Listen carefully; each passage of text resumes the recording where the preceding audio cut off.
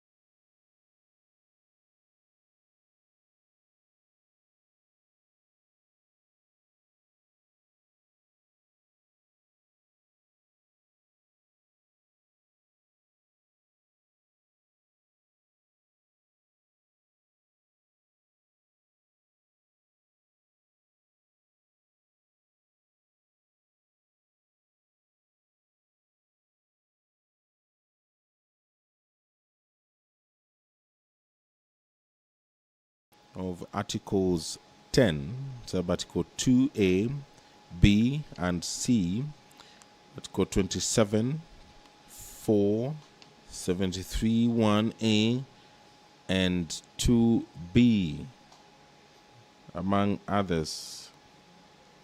The other ground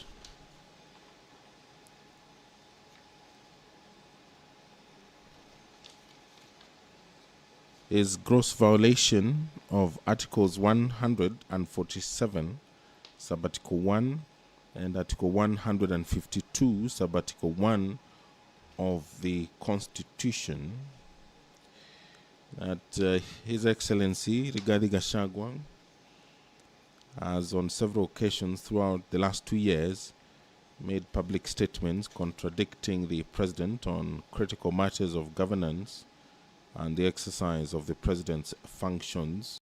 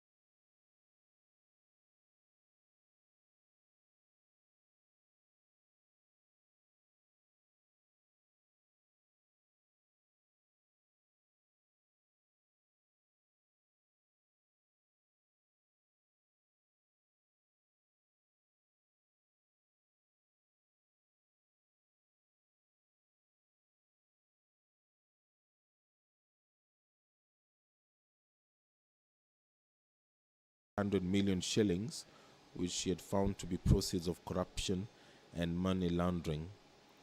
That His Excellency Rigathi Gachagua's public attacks against the judge are impeachable offenses to the extent that they undermine the functional and decisional independence of judges.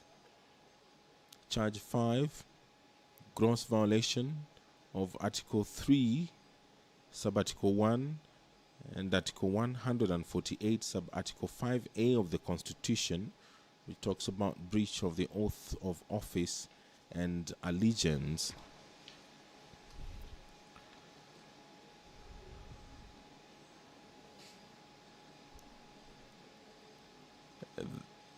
Part B of that ground is serious reasons to believe that the Deputy President has committed a crime under national law pursuant to Article 150, Sub-Article 1B, Part 2 of the Constitution. Ground 6, serious reasons to believe that His Excellency Rigathi Gachagua has committed crimes under Section 13, 1A and 62 of the National Cohesion and Integration Act.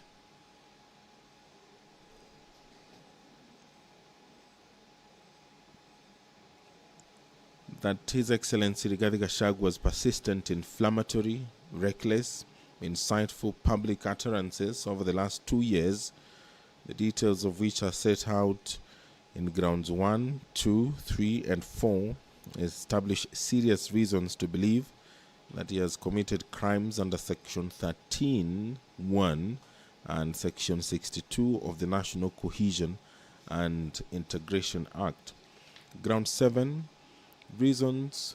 serious reasons to believe that His Excellency Rigathi Gachagua has committed crimes under Sections 45, subsection 1, Section 46, Section 47A, Part 3, and Section 48, subsection 1 of the Anti-Corruption and Economic Crimes Act, and Section 2, 3, 4, and 7 of the Proceeds of Crime and Anti-Money Laundering Act.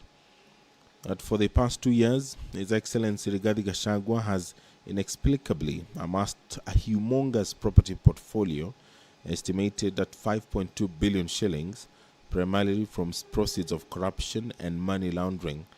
The value of the property and wealth that His Excellency Rigathi Gachagua has acquired over the last 2 years is incompatible with his legitimate income, that is 12 million shillings per annum or thereabouts.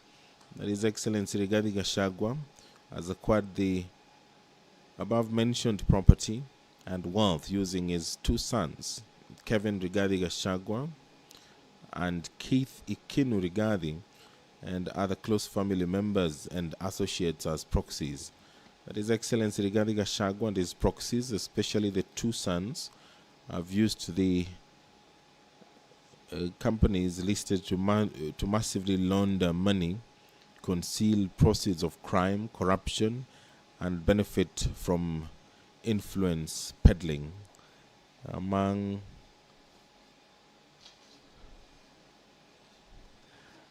the companies listed are Spirit Way Limited, Fortis Vice Group Limited, Grand Bypass Apartments Limited, Kuruwitu Properties Limited, the Anansi Collective,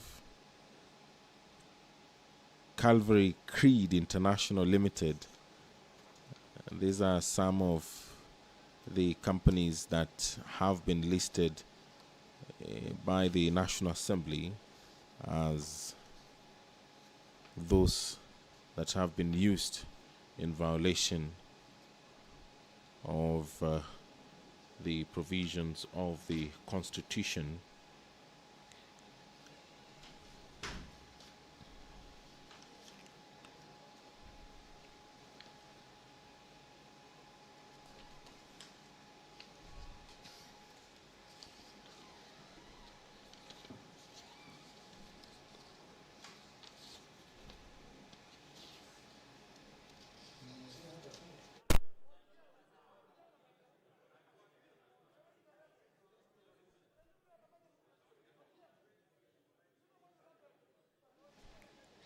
Ground 8, serious reasons to believe that His Excellency Rigathi Gachagua has committed crimes under Section 132 of the Penal Code and Section 29 of the Leadership and Integrity Act.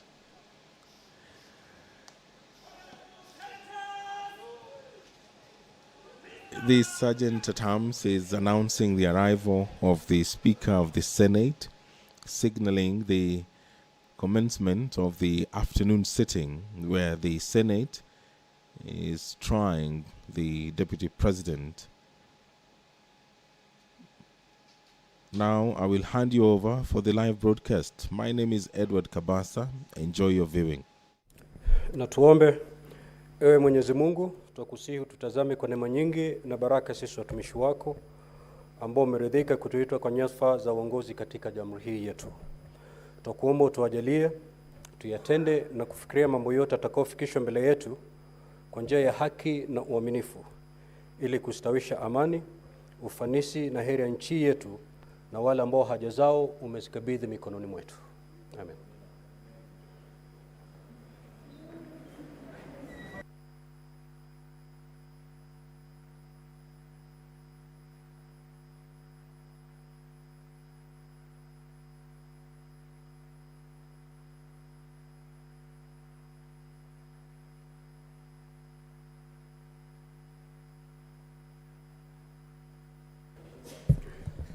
Clerk, do we have quorum? And you proceed to call the first order.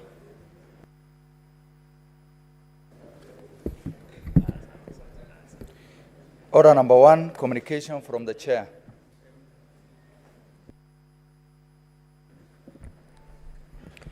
Now, honorable senators, this morning at the commencement of the hearing for the removal from office by impeachment of His Excellency Rigathi Gachagua, the Deputy President of the Republic of Kenya, Legal Counsel for the Deputy President, Mr. Ndego Njiru, Learned Counsel, raised a preliminary objection on the legal representation for the National Assembly. Learned Counsel opposed the appearance of Honorable James Orengo, Senior Counsel, who is the serving governor of Siaya County and therefore a state officer. Learned Counsel submitted that the Honorable James Orengo is a full-time serving state officer, as per Article 260 of the Constitution, as read together with Section 26, subsection 2 of the Leadership and Integrity Act, which bars a full-time state officer from engaging in any other gainful employment. Counsel further submitted that it would be prejudicial to the Deputy President if the Senate allowed Honorable James Orengo to represent the National Assembly in these proceedings. Counsel drew the attention of the Senate to the precedent set in the matter of the proposed impeachment of the Deputy Governor of Kisii County, Honorable Richard Monda, in which a decision was taken to bar Honorable Sylvanus Osoro, Majority Whip of the National Assembly and Member of Assembly for South Mugirango in Kisii County, from appearing as counsel for the Kisii County Assembly.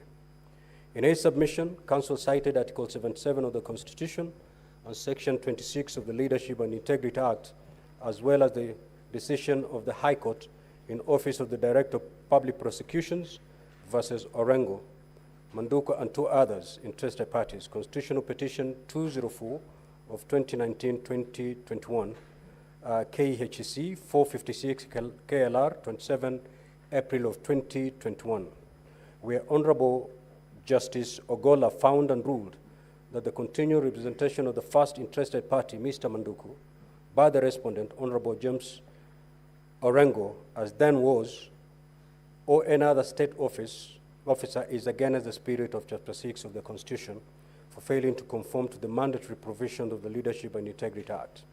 The judge ruled that in that case, there was an inescapable conclusion of conflict of interests in Senator Orengo representing the petitioner, highlighted by the fact that the interested party, Mr. Manduku, the managing director of KPA, may at one time be summoned to appear before a committee of the Senate to answer to some of the matters that the petitioner was being investigated on. In response, Mr. Eric Gumbo, Learned Counsel for the National Assembly, submitted that Article 77 of the Constitution is the primary law that restricts activities of state officers, and It specifically prohibits a state officer from engaging in any other gainful employment. Council further relied on Section 26 of the Leadership and Integrity Act, which he submitted, has defined gainful employment, and in this matter, no evidence had been laid that the Honorable James Orengo was participating in gainful employment. Council referred the Senate to the decision of the High Court in Busia Election Petition number 3 of 2013, where the court interpreted Article 77 of the Constitution and Section 26 of the Leadership and Integrity Act 2012. Council also cited the decision of the court in the Mwilu case, which defined conflict as where one is confronted by two different interests, where one is competing with the other. Learned Counsel for the National Assembly submitted further that no prejudice has been demonstrated that would arise or be occasioned to the Deputy President by the participation of Honorable James Orengo in these proceedings.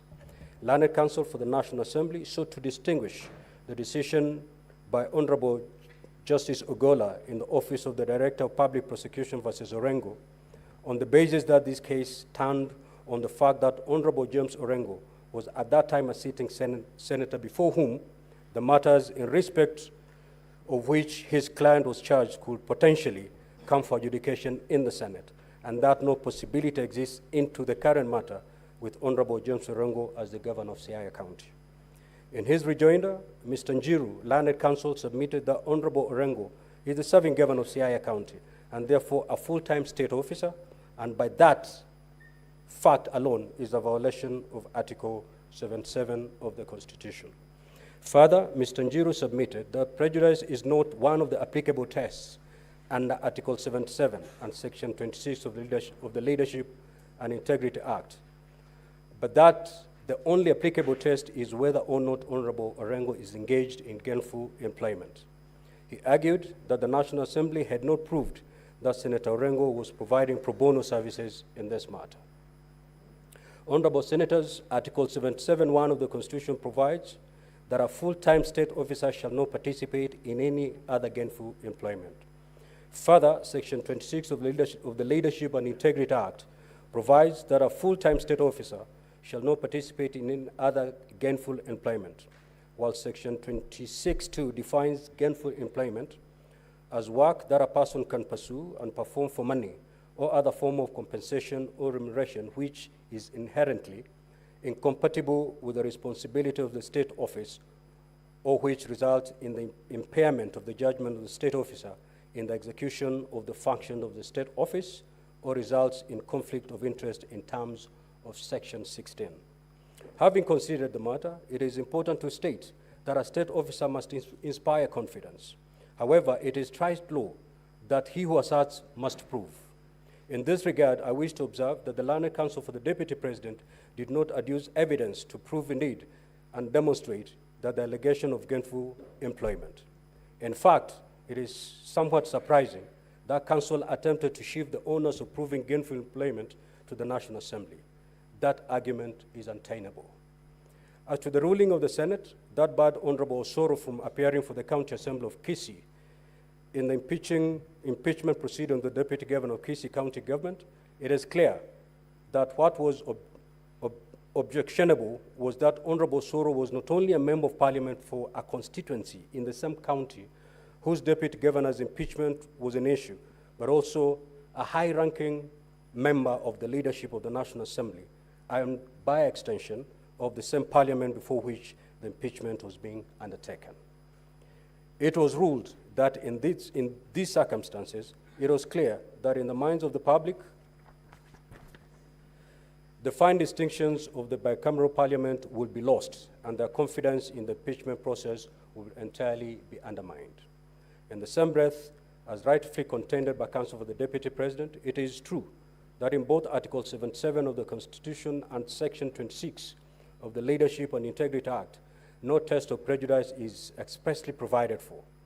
It therefore follows that both the contention of the Counsel for the Deputy President that his side will be prejudiced by the appearance of Senior Counsel James Orengo and the rebuttal by the National Assembly that no prejudice will be occasions are moot. Honorable Senators, ladies and gentlemen, having analyzed the preliminary objection raised and for the reason I have given, the preliminary objection raised on the appearance for the National Assembly by Senior Counsel James Orengo is hereby dismissed. We will now hear the response on the second objection raised by the counsel for the Deputy President. Counsel, you have 5 minutes to do that.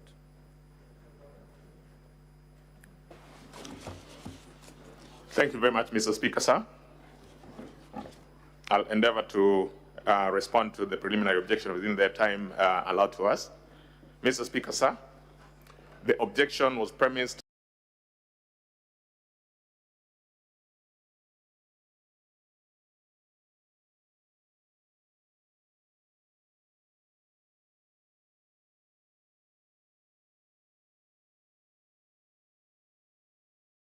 the Speaker to the National Assembly to the Speaker of the Senate. Mr. Speaker, sir, the context of this rule is important. A true reading of this rule would indicate or would mean that every material that was available before the National Assembly while deliberating the motion that was before it is what is contemplated to have been sent to the Speaker of the Senate. The question, therefore, that we'll be asking ourselves this afternoon is whether there's any new evidence that has been adduced by the National Assembly. Our answer to that, Mr. Speaker, sir, is an emphatic no. And why do we say no? We say no for the first reason that the reference to the letter forwarding the material that came from the National Assembly contained, amongst other items, paragraph 21, which spoke to a report of a public participation that was conducted by the National Assembly. Mr. Speaker, sir, that report was tabled on the floor of the House, was adopted by the House. Deliberations in relation to that report were made. Not a single objection arose. It certainly follows, therefore, that that material from public participation became a necessary part of the material that was considered before the National Assembly. To give it context, Mr. Speaker, sir, in addition to the material that was presented by the mover of the motion to the National Assembly, the honorable members of the National Assembly had their deliberations, which also captured in the Hansard. In that Hansard, material was introduced by way of questions, by way of contribution from the floor of the House. That material, too, forms part of the evidence of the proceedings before the National Assembly. It therefore is our submission that just in the same manner in which the Hansard from the National Assembly forms part of the report that was presented before you, the report on the public participation too is an important component of that report. There must have been a reason why that public participation was conducted. In our humble submission, Mr. Speaker, sir, the appropriate test that one would want to apply on whether or not to allow that material to be before this honorable House is the all-celebrated test of relevance. Mr. Speaker, sir, it should not be lost that sitting as this House is sitting this afternoon, it is a quasi-judicial proceeding. It is a proceeding that is also inquisitorial. And so therefore, what is important is that the material that is presented by way of public participation or by any other way is relevant to help the House determine the truth or otherwise of the issues that have been raised for the consideration of this House. How then, Mr. Speaker, sir, do we get to answer that question? Mr. Speaker, sir, I've had a look at the specific document that my learned friend, Mr. Njiru, objected to. And Mr. Speaker, sir, it is an affidavit by one Mr. Peterson Njomo Mushira. Mr. Speaker, sir, Mr. Njomo Mushira says that he followed the proceedings before the National Assembly. He says in particular at his paragraph 4 that he has also had occasion to look at the response filed by His Excellency, the Deputy President of the Republic of Kenya, at part 1.1 of his response. And he says that he has personal knowledge of the items that were contained or that would give clarity to part of the assertions in response by His Excellency, the Deputy President. Mr. Speaker, sir, for context, that part 1.1 is contained in volume 6 of one of the volumes that were presented before you. It is the volume speaking to the response by His Excellency, the Deputy President. At part 1.1, Mr. Speaker, sir, it speaks about a hotel called the Olive Garden Hotel. In particular, at part 1.1.4, His Excellency, the Deputy President, says, in accordance with his instructions, the hotel was sold by executors to a third party. Mr. Peterson Njomo Mushira, on the other hand, says, I have information that could Counsel help. for the National Assembly, 1 minute. Thank you very much, Mr. Speaker. Mr. Peterson Njomo, Mr. Speaker, sir, then says that he has information which indicates that number one is a shareholder to the company which bought that hotel, and that according to him, Mr. Speaker, sir, he got into a secret transaction with His Excellency, the Deputy President, to buy that hotel. Mr. Speaker, sir, it is our submission that that is material that is relevant for purposes of consideration of the matter that is before this House. Mr. Speaker, sir, I urge that that objection be dismissed. I'm most obliged. Thank you. Honorable Senators, ladies and gentlemen, we need not take a break to allow me prepare my ruling. Just give me a minute. I put my thoughts together so that we make progress.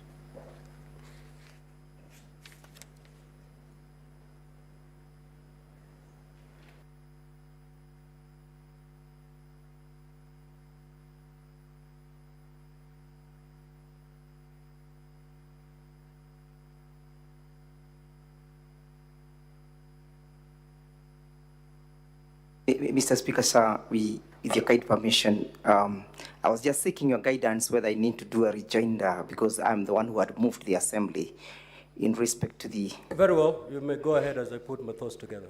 Thank you very kindly, Mr. Speaker, sir.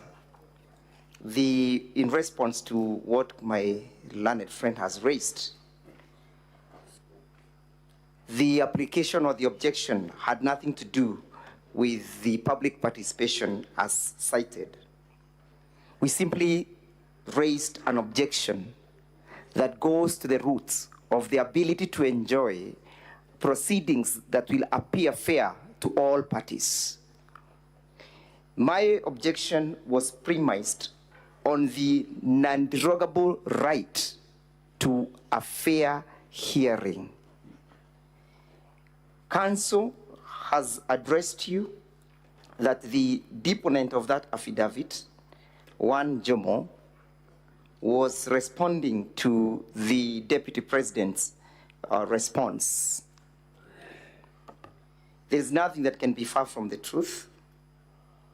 And this is a witness who is being brought to panel beat or to attempt to panel beat the case for the National Assembly. The question and the test, Mr. Speaker, sir, is, shall we suffer prejudice? Shall our rights be deemed to have been held? And that is the non-derogable right to a fair hearing. This is not a witness who was before the National Assembly.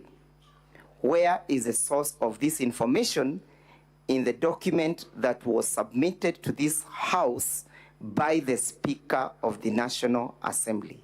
Where does it sit?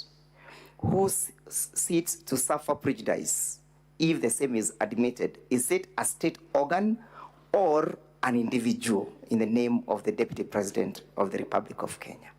We urge you to uphold our ruling and justice be seen to be done, even to the people following these proceedings. I am most obliged.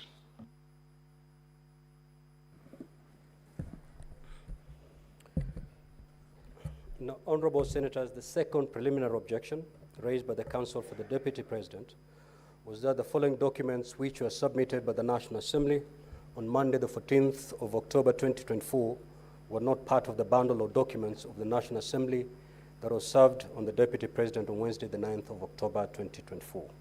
These are an affidavit signed by Mr. Peterson Jomo Mushira, and B, the document of the National Assembly marked as Volume 8A, responses from various government agencies. Counsel for the Deputy President stated that these documents prejudiced the Deputy President's case and amounted to a trial by ambush by the National Assembly. Counsel urged the Senate to bar the introduction of these two documents as they constitute new evidence in terms of Rule 20 of Part 1 of the second schedule to the Senate Standing Orders. Counsel for the National Assembly opposed the preliminary objection raised by the Counsel for the Deputy President. Honorable Senators, ladies and gentlemen, Rule 20 of Part 1 of the second schedule to the Senate Standing Orders provides, and I quote, "In presenting its evidence, the Assembly shall not introduce any new evidence that was not part of the allegations against the President by the National Assembly, as forwarded by the Speaker of the National Assembly to the Speaker of the Senate." As I indicated in my earlier communication, by a letter dated 8th of October 2024, I received a bundle of documents and records of proceedings in the National Assembly in this matter. Thereafter, on the 9th of October 2024, pursuant to Rule 6 and 7 of Part 1 of the second schedule to the Senate Standing Orders, the Office of the Clerk of the Senate sent invitations to appear to both parties. The parties were required, amongst other things, to specify any other evidence to be relied on this matter. I will repeat that. The parties were required, amongst other things, to specify any other evidence to be relied on in this matter. In response to this invitation, on Monday, 14th of October 2024, the National Assembly filed further documentation. Having analyzed the documentation submitted against the grounds for the proposed impeachment, I find that the documents objected to constitute evidence in support of the allegations already made in the impeachment motion as received from the National Assembly. It is noteworthy that the parties were instructed when sending responses to indicate any other evidence to be relied on. Accordingly, the documents being referred to do not constitute new evidence, but form evidence in support of an allegation which was already made. That is why Rules 6 and 7 of the Rules of Procedure permit the Senate to receive witness statements, list of witnesses to be invited by and any other evidence to buttress an allegation already made. What is not allowed is to introduce new allegations or to introduce any evidence that is extraneous to the allegations made in an impeachment motion. In the event, it is my considered view that the affidavit and document marked as Volume 8A being referred to fall within the permissible documents of our Rules of Procedure. I therefore rule that the objection is hereby dismissed. Now, Honorable Senators, having dispensed with the preliminary matters in this particular hearing, we will now move to hear the Counsel for the National Assembly. Mr. Speaker, sir, with your very kind permission and indulgence, we as well, on the part of the National Assembly, had two quick preliminary issues which we wanted to draw your attention to, Mr. Speaker, sir. They are quick housekeeping issues. If you permit me just in 2 minutes, I may be able to draw them to your attention. Exactly 2 minutes. Most obliged, Mr. Speaker, sir. Mr. Speaker, sir, the first one is in relation to the bundle of documents that we have filed before this House to help it determine the matter that is before it. In particular, we have one of our documents, or one of our volumes, Volume 4, as a document presented before this court, before this Honorable House. Mr. Speaker, sir, when we were perusing our documents earlier today, actually yesterday, we did realize that one of the documents in that Volume 4, running from page 135 to 140, appears to have been inadvertently copied just on one part. In other words, in the course of a printing, we missed out the even numbers and just printed out the odd numbers. Mr. Speaker, sir, we have since availed that document. It is not a new document. The only thing that had happened is that we forgot, or rather inadvertently, we didn't get the even numbers printed. We have since done that, Mr. Speaker, sir, and with your permission, we urge that we be allowed to rely on that document. We filed it, Mr. Speaker, sir, and served it to our colleagues, counsel appearing before His Excellency, the Deputy President, as well as to the House, that it may be relied upon. That is the first preliminary intervention that we seek.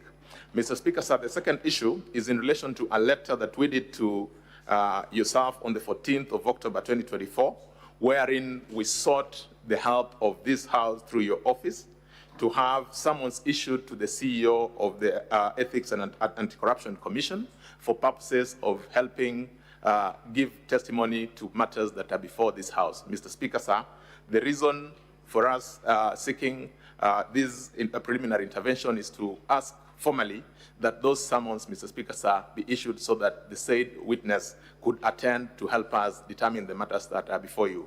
We, in our letter, did indicate the specific item that is to testify to, and it is equally our humble plea that an order be made that summons do issue to have the CEO of the Ethics and Anti-Corruption Commission attend as a witness. I am most obliged, Mr. Speaker, sir.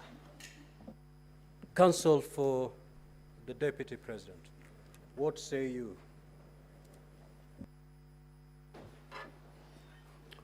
Mheshimiwa Speaker, Honorable Senators, with regard to the first request, which I understand to mean that when they were photocopying, some pages were left, we are going to examine that and see what was served on us and what those pages that are now being introduced contain.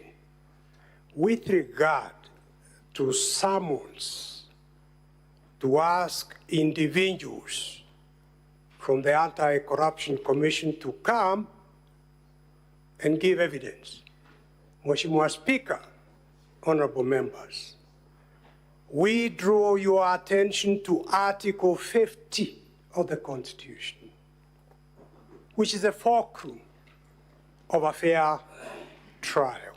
And this honorable House is executing a quasi-judicial function of the most weighty nature regarding the removal from office of the Deputy President of the Republic of Kenya, elected by the people of Kenya. Nothing would be more prejudicial than to call witnesses whose statements or affidavits we have not seen. The whole purpose of affidavits and witness statements is to enable the other side, in this case, the Deputy President, to seek legal advice, to give instructions on how best to respond to it. And this Honorable House has fixed 2 days for this trial.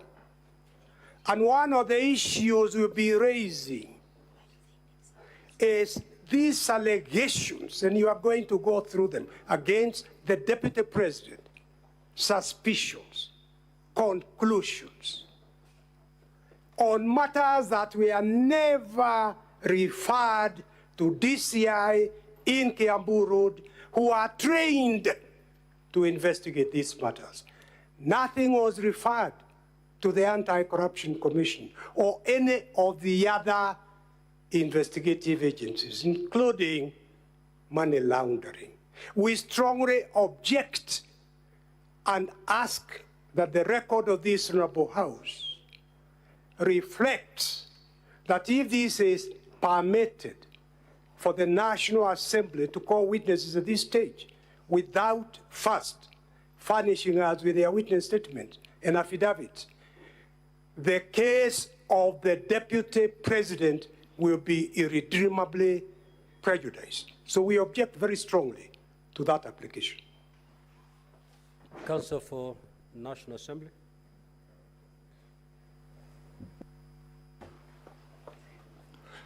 Mr. Speaker, sir, in brief rejoinder to the objection by learned senior counsel for the Deputy President.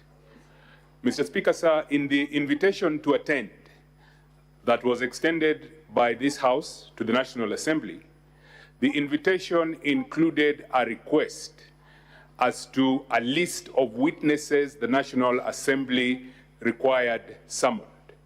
We responded to that request.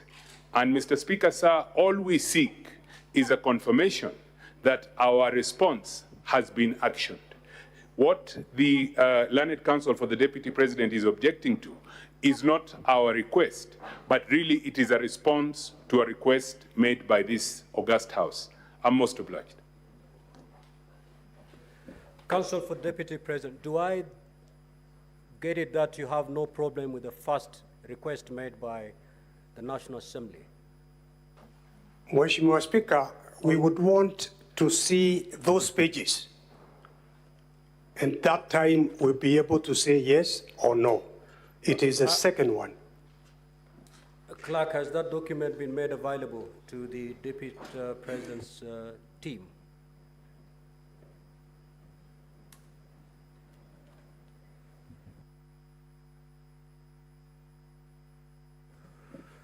Kindly, in the next few seconds, make it available so that we make progress.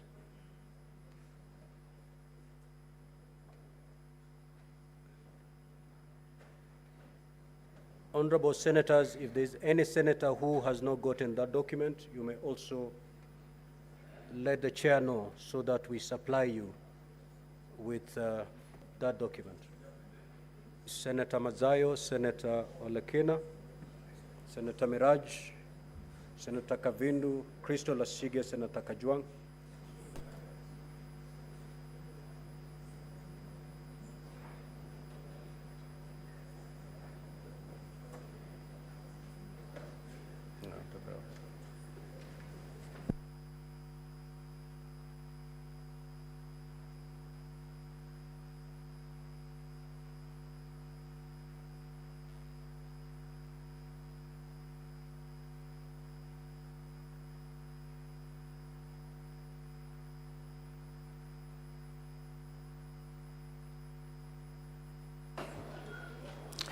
Honorable Speaker, if I may, with your permission, just to highlight one point based on what my learned friends for the National Assembly have said. The letter they refer to is a letter dated the 14th of October 2024. It is addressed to the Honorable Speaker of the Senate by the Clerk of the National Assembly. The letter does not contain any information about any other witnesses being sought. It does not indicate that the Ethics and Anti-Corruption Commission will be asked to produce any other witness, affidavits, or documents. Thank you very much.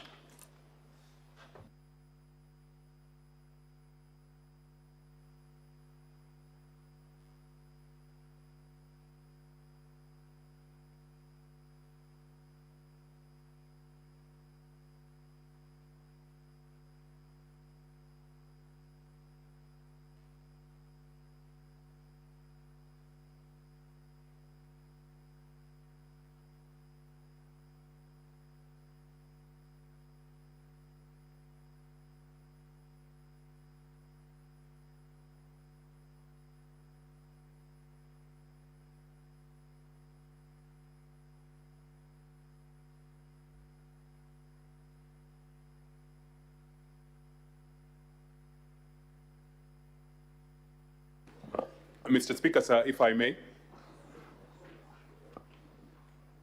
Just take your seat for a minute.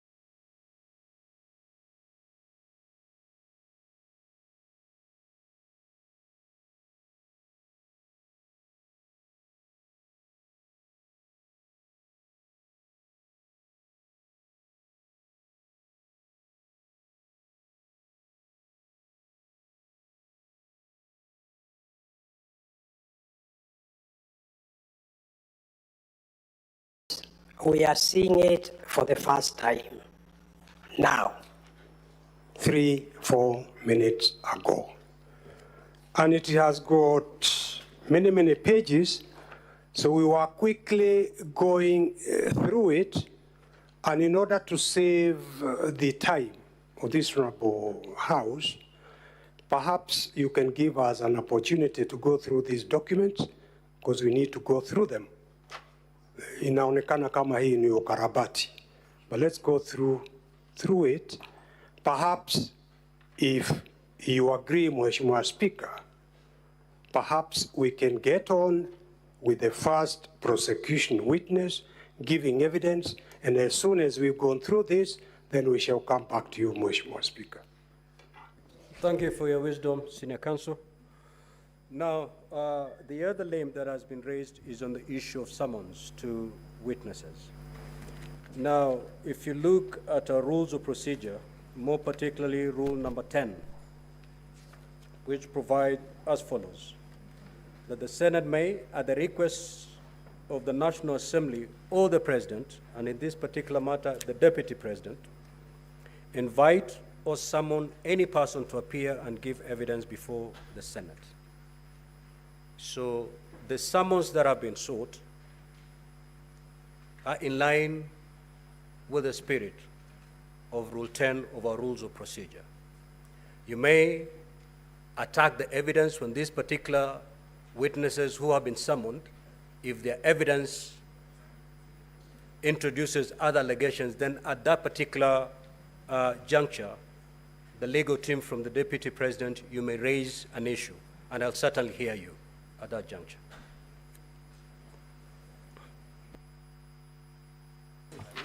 Permit me, Mheshimiwa Speaker, to place it on record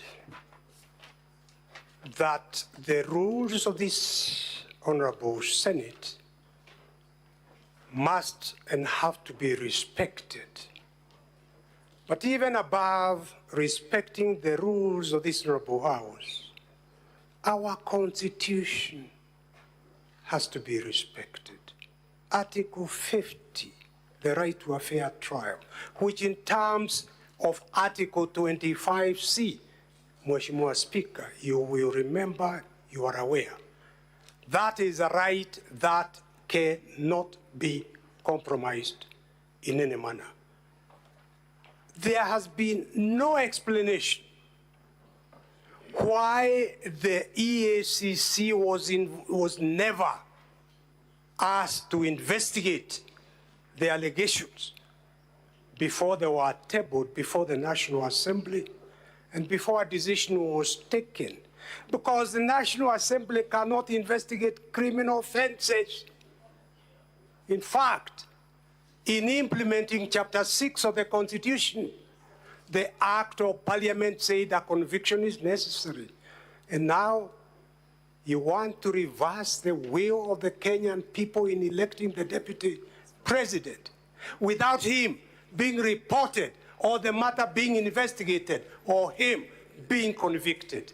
Mheshimiwa Speaker, I plead that you reconsider your exercise of that discretion in permitting witnesses from the EACC to be called in order for the Deputy President to have a fair trial before the Senate. Thank you. Senior Counsel Paul Mwite, Mheshimiwa Speaker, you're actually arguing your case. What I said, there was some invitation that was sent to both parties, and each party was requested to submit a list of witnesses. The National Assembly submitted a list of witnesses with a request under Rule 10 of our Rules Procedure for the Senate to summon. That is the request that has just been made by the National Assembly, and it is permissible and it is within our Rules of Procedure.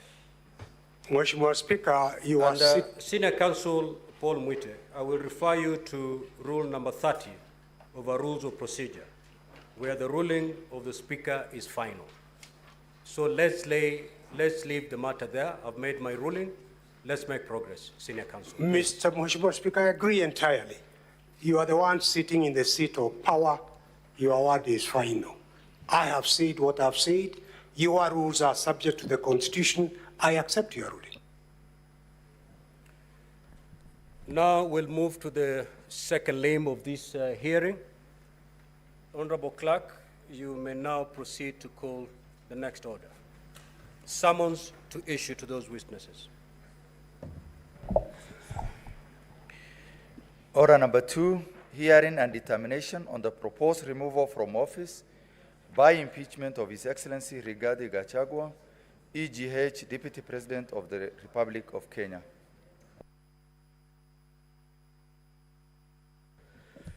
Now, honorable senators, ladies and gentlemen, we are going to move to the opening statements. Each party will have exactly half an hour to make their opening statement, starting with the Counsel for the National Assembly. Your time starts running from now.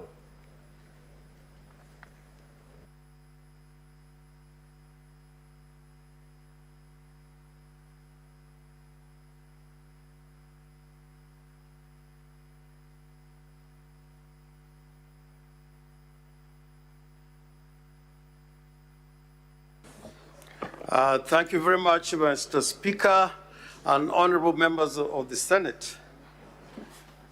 Indeed, speaking for us, this is a very momentous occasion in our history and must be recorded as such.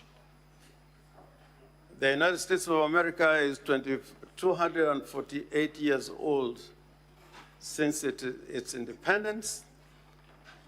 And for that entire 2.5 centuries, no vice president of the United States has undergone a process of removal by way of impeachment. In a way, we are making history. And for me, it is such an important occasion for the 13th Parliament and this Senate that it will go down in the annals of history that the first impeachment of a deputy president in the Republic of Kenya was undertaken by this particular Senate. And we come here with a lot of confidence that the Senate is not new to the process of impeachment as understood under our Constitution. Indeed, the Senate has handled so many impeachment proceedings in relation to the offices of governors and deputy governors. And more importantly, that this Senate has been a great contributor in establishing the jurisprudence revolving around the impeachment process in the Republic of Kenya. Many of the cases that have gone for determination in our system of courts, High Courts, Court of Appeal, and the Supreme Court have involved the participation of the Senate. So as we address you today, we are not addressing a chamber that is dealing with a novel idea. Indeed, by dint of Article 10 of the Constitution, which requires all state organs and state officers to make any decisions or apply the law and the Constitution, they are required to apply the Constitution of the Republic of Kenya. That is by dint of Article 1, Article 10, Sub-Article 1. So it should not be lost to anybody that the application of the Constitution in decision-making is entirely in the province of the courts. This Senate, on this particular issue, you are seized of this matter. It is an exclusive jurisdiction that is granted to the Senate to undertake a trial for the impeachment and removal of a deputy governor or governor or deputy president or president. This is an exclusive jurisdiction that even the courts have spoken about many times. The courts can intervene in limited and justified occasions that merit their intervention. But it should never be lost that this is the trial court, if I may put it that way. And we also come here knowing that the Senate now is a repository of the law in regard to impeachment. All the cases involving the impeachment of governors and deputy governors that have gone to the courts have involved the participation of the Senate. So if ever we are to talk about a repository of the law regarding removal of state officers by way of impeachment, it is the Senate. And it should not be lost historically from comparative studies of various jurisdictions why this role in our constitutional design was left to the Senate. It was a decision by the framers of our Constitution that this should be an exclusive matter to be dealt by the Senate. Having said that, I was advised by the leadership of our National Assembly, who are our clients, to read a certain passage from the Bible. I think I have a copy here.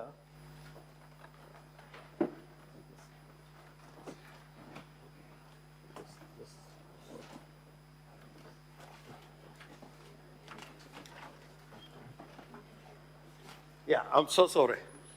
I had to carry this particular Bible. I was so advised.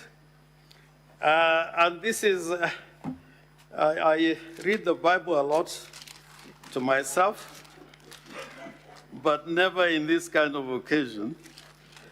And this is the book of Exodus 22, verse 22 and 23. And I read both the St. James Version, which is the one I prefer because of the language, and from the Living Bible, which is English is more appropriate. And I read, that is from the King James Version. Ye shall not afflict any widow or fatherless child, and my wrath shall wax hot, and I will kill you with the sword, and your wives shall be widows, and your children fatherless. From the Living Bible Version, it reads as follows. The language is a little bit more palatable. You must not oppress, or you must not exploit widows or orphans. If you do so in any way, and they cry to me for my help, I shall surely give it. And my anger shall flame out against you, and I will kill you with enemy armies, so that your wives will be widows, and your children fatherless. This is the Lord of the Old Testament. Now, I will come back to this matter later. But for now, I want to walk a constitutional journey with the Senate in giving a panoramic view of what our constitutional order is in regard to the office of the president and the deputy president. Under the old constitution, we had no provisions that, like the ones we have in this constitution. But this constitution, and I want to persuade the Honorable Senate, that it does not just address rights as contemplated in the Bill of Rights, but it also addresses fears. Fears out of a long struggle and experience of the people of Kenya. And in the Kenyan people having given themselves this constitution, they were addressing rights and fears, and more importantly, they wanted to establish a system of government that can work. And with that, I want to take the Senate to Article 75 of the Constitution, just to draw the attention of the House of the seriousness of what the matter we are dealing with, which is provisions in relation to oath of office of state officers. 74. Before assuming office, before assuming a state office, acting in a state office, or performing any functions of the state office, a person shall take and subscribe the oath or affirmation of office in the manner and form prescribed by the third schedule or under an act of Parliament. Mr. Speaker, I want to take you to that schedule, and I want to draw a difference, a distinction between the oath of office that is administered to the president and the deputy president, as opposed to the other oaths that are taken by other state officers, including members of parliament. And there's a big distinction. And when it comes to the oath of the due execution of office for the president and that of the deputy president, which is found in the third schedule of the Constitution, there are words there that I would plead to the Senate to consider in consideration to the matters which are raised in the motion of impeachment by the National Assembly and the charges as they've been read out here. Now, the motion, the oath for, or solemn affirmation for due execution of office for the deputy president reads as follows. I do swear solemnly affirm that I will always truly and diligently serve the people and the Republic of Kenya in the office of the deputy president. I pause there to emphasize those words that are found in the Constitution, that I will always truly and diligently serve the people of Kenya, that is the Republic of Kenya. And it continues to say as follows, that I will diligently discharge my duties and perform my function in the said office to the best of my judgment, that I will at all times, when so required, faithfully and truly give my counsel and advice to the President of the Republic of Kenya and that I will do justice to all without fear. I emphasize the word doing justice to all. Those three words in the oaths and affirmations for due execution of office, which are found in the third schedule, are not contained in similar words when it comes to the Speaker of the Senate, the Speaker of the National Assembly, the Chief Justice. It only applies to the Deputy President and the President. Why am I saying this? Because if you look at the Constitution in terms of the election of the President and and the Deputy President, you'll find that, Mr. Speaker, sir, that the President and the Deputy President are elected at constituencies. And in that election, they must receive a majority of votes in at least half the constituencies in the Republic of Kenya. What I'm not trying to say, it has come out, and I say this with utmost respect, that the Deputy President who stands here on trial by the Senate would assume that he was elected to represent the interests of a certain region. Whereas the Constitution is clear, he's elected by the whole country. He's got no area to protect. Under the old Constitution, the President had to be elected from a constituency, a Vice President had to be elected from a constituency as a Member of Parliament. This Constitution has no similar provisions.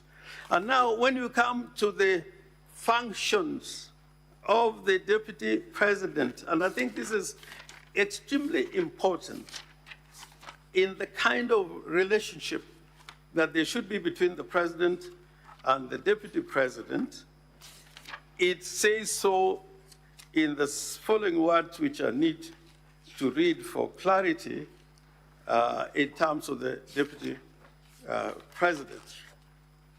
And those are found in Article 147, that he shall be the principal assistant, deputized for the President in execution of the President functions, and also he may be assigned duties by the President.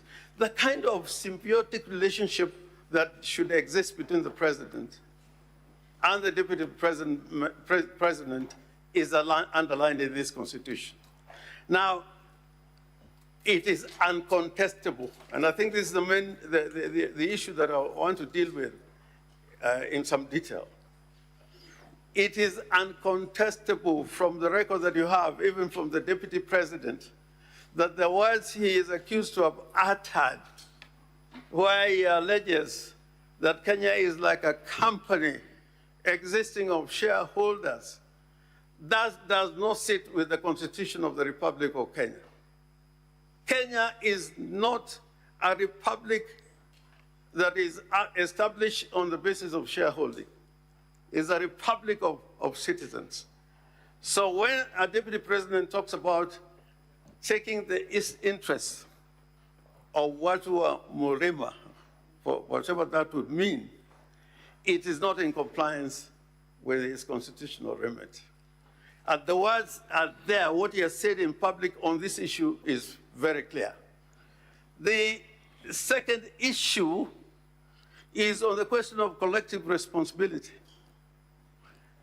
You would find out from this Constitution that in nearly all the important constitutional bodies established under the Constitution, the Deputy President is a member of those particular institutions or organs, like the National Security Council. So one would wonder where even the issue of the Director of Intelligence would be discussed in a public forum by the Deputy President when he is the second in command in the National Security Intelligence as established under the Constitution. So I would want, and I plead with the Senate, look at the utterances of the Deputy President vis-a-vis his role under the Constitution. And he has even said that where he has said certain things that are deemed to be insightful, that is protected speech. It cannot be protected speech under our Constitution, because under Article 33 of the Constitution, because of what we have undergone as a nation, Article 33, sub-article 2, has a limitation that the expressions that extend to propaganda for war, incitement to violence, hate speech, advocacy of hatred, that cannot be protected speech. Now, the other very important point, which I want to put before the Senate, sometime in February 2017, the Deputy President traveled to London, and he went to a hospital in London where his brother was admitted in ICU. When he arrived the next day, he prevailed upon his brother to execute a will. That was on the 17th of February, 2017. In that trip, there is no evidence at all that he tried to talk to doctors or physicians who are looking after his own brother. After this visit, he walked away. And 7 days later... Mr. Speaker, I rise to raise an objection. Can I proceed? Mr. Speaker, we owe the Deputy President very elementary decency. We owe it to the Deputy President to be basically decent in these proceedings. I want to know whether counsel at the bar, one, can adduce this kind of evidence that is not contained in any evidentiary material before the Senate. I want to know which ground in the 11 grounds in the impeachment motion is this evidence from the bar supporting. I repeat, Mr. Speaker, we owe the Deputy President the most basic decency. I object. Senior Counsel Orengo, those amendments, are they contained? They're contained, they're all here. And refer to the document. Volume 4. I am not referring, because if I've got to refer to every document, will take a lot of time, and I have only 30 minutes. If you look at volume 4 of this document on public participation, from page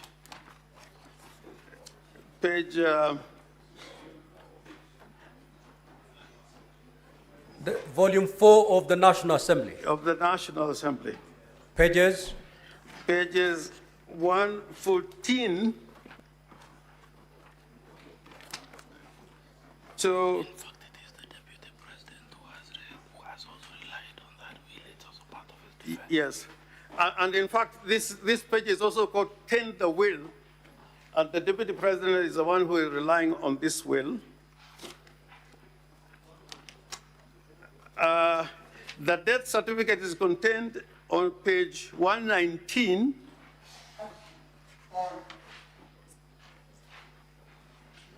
And it shows the only person who attended the deceased, the brother of the Deputy President at that time, was his daughter, was the only person present.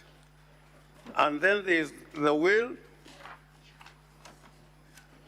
and in the documents on page 128, And this is why I was raising this matter.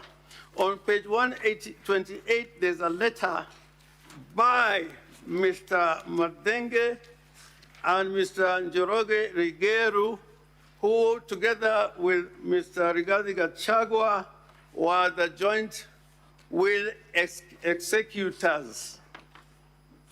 And they're complaining about the conduct and action of the Deputy President as an executor of the will and a family member of the late Rigathi Gachagua. On page 129, paragraph 8, there, and it says, from bank statements to this, for this account seen by us, you transferred some funds from these accounts to other persons as follows. On the date when Rigathi Gachagua died on the 24th, the Deputy President was already withdrawing money. On the day he died, and that day when he died, he was there only with his daughter. And then they say on the 19th of May, 2017, again, another money was withdrawn and paid to Mrs. Wamunyuro Investment Limited. This story, you will find it in the documentation. And part of it is what Mr. Njomo was saying. Counsel for Deputy President, just have your seat. When your time comes, you'll be able to make the rebuttals. Proceed, Senior Counsel. How many minutes do I have?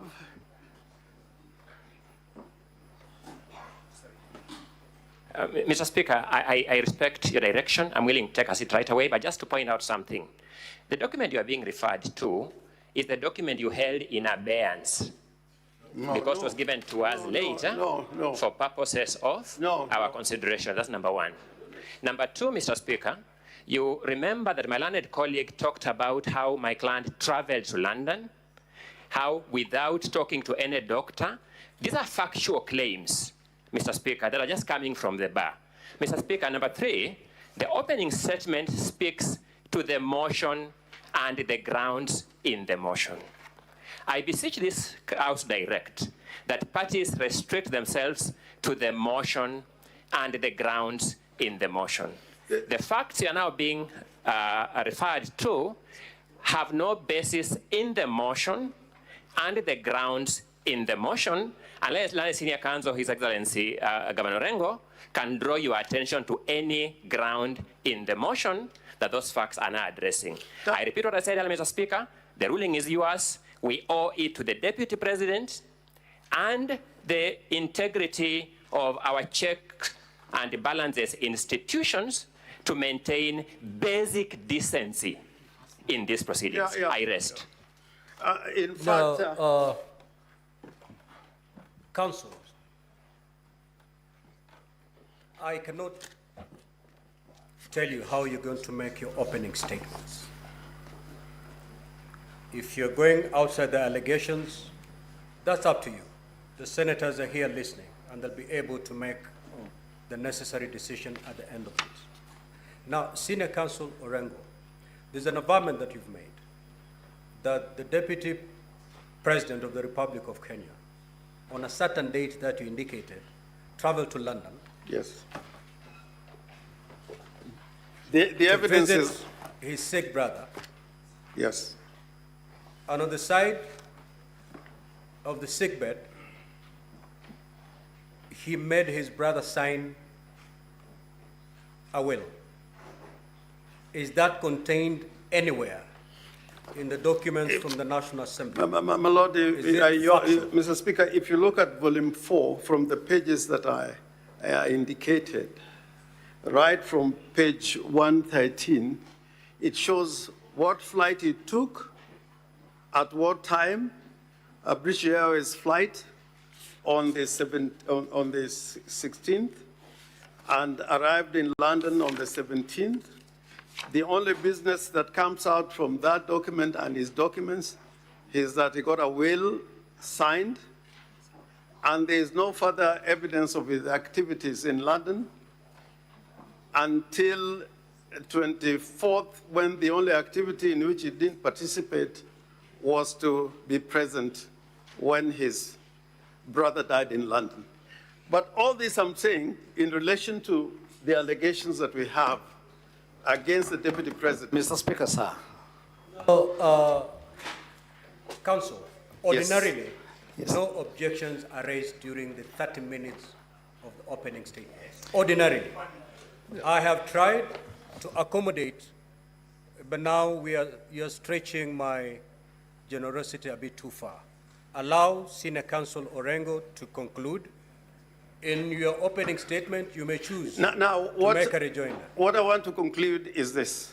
From what I've said, from the way his brother's account were raided, that was continued to the time when All Life Guidance was acquired for a sale by proxy of 412 million shillings.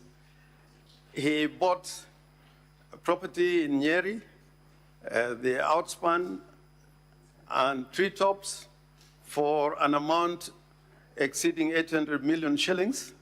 And we're saying part of that money was not money coming from him, and evidence will show that he was raiding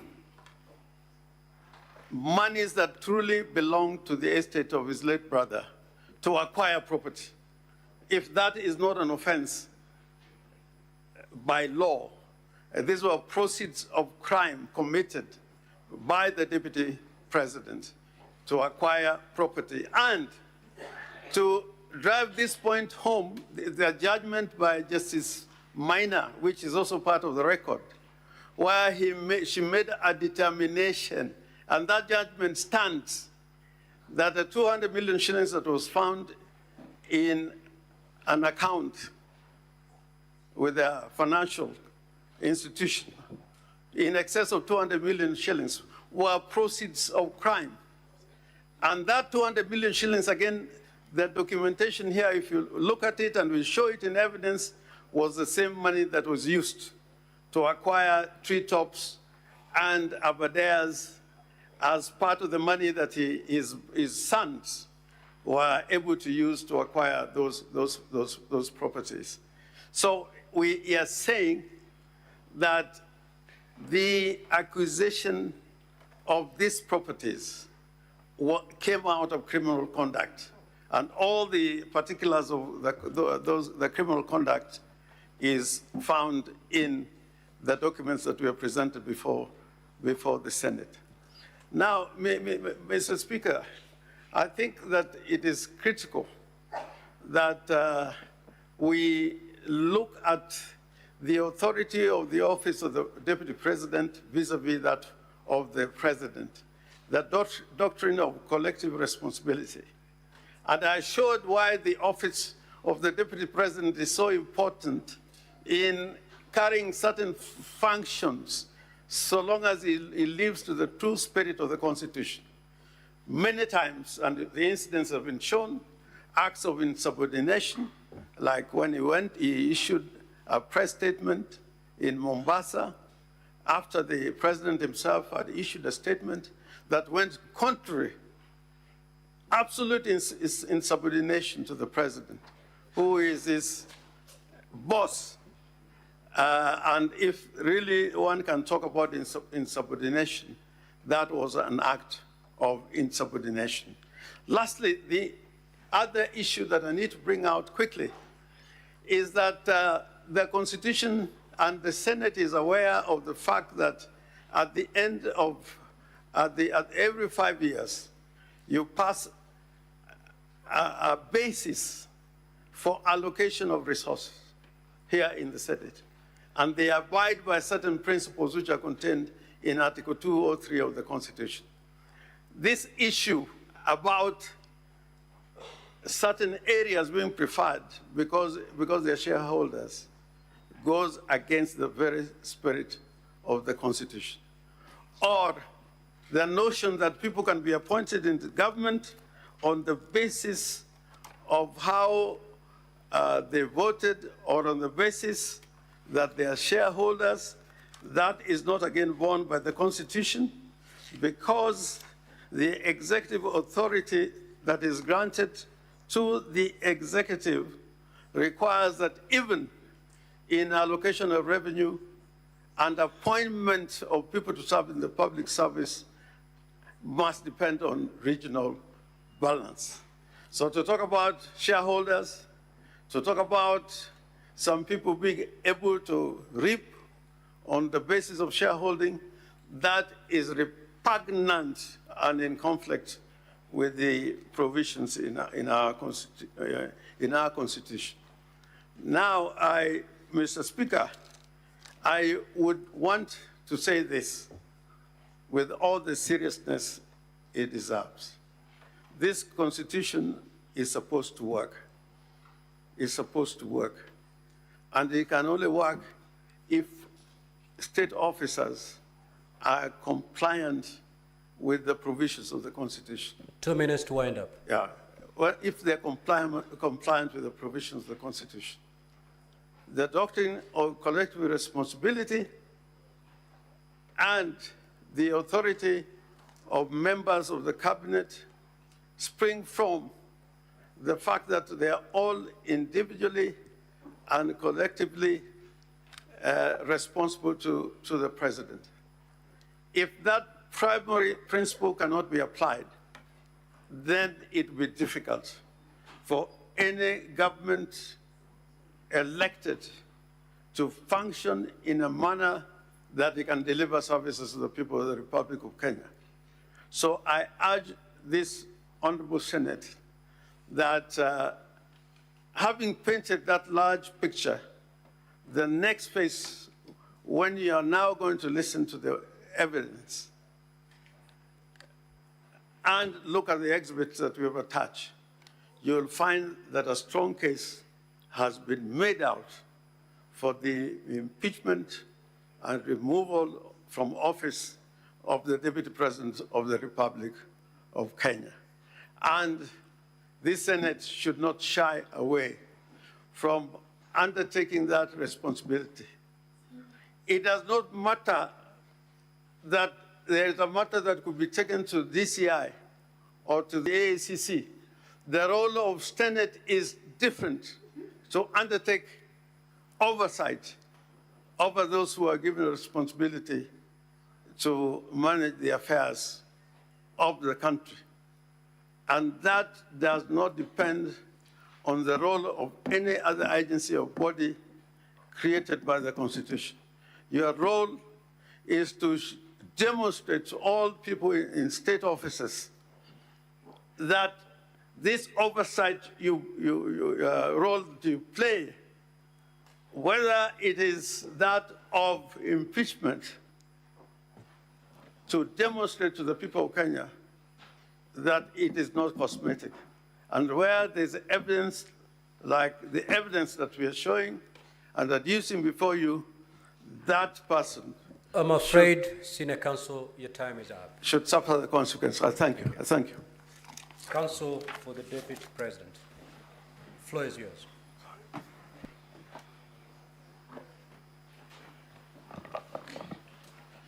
Thank you, Mr. Speaker, sir, and thank you, distinguished senators. My name is Elisha Ongoya. I stand here to make the Deputy President's opening statement. Allow me, Mr. Speaker, sir, distinguished senators, to open by reminding us some fundamental principles. We are sitting here today as a Senate to discharge a constitutional mandate. And before you are given the cudgels to start discharging any mandate in this Senate, the Constitution demanded that you had to take an oath of office before you do anything else. I now understand better why that oath of office was prescribed and why it was framed the way it was framed. The Deputy President reminds you the following terms in your oath of office before you assumed office to discharge the functions of senators. You have to bear true faith, and allegiance to the people and the Republic of Kenya. You have to obey, respect, uphold, preserve, protect, and defend the Constitution of Kenya. And you have to faithfully and conscientiously discharge your duties as members of the Senate. I submit respectfully that the case regarding the proposal to remove the Deputy President from office by impeachment may appear to put the Deputy President on trial, but that is only in the most technical sense of this process.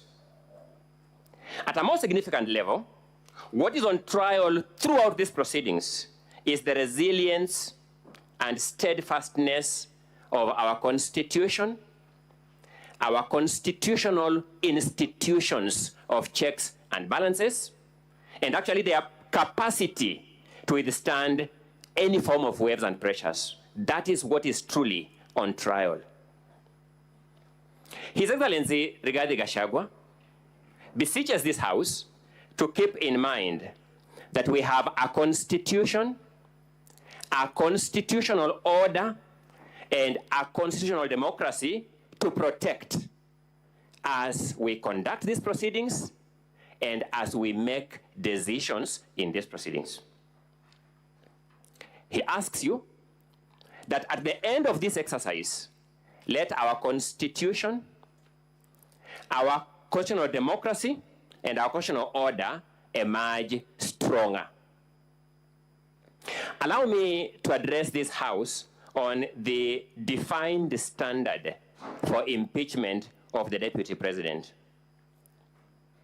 In a comparable decision by the Supreme Court of Kenya, the case of Honorable Mike Mbuvi Sonko versus the Clerk, County Assembly of Nairobi and others, the Supreme Court observed as follows, and I quote, "It must, however, be stressed for the avoidance of doubt that the power of impeachment, removal, or recall is not one expected to be in constant or frequent exercise.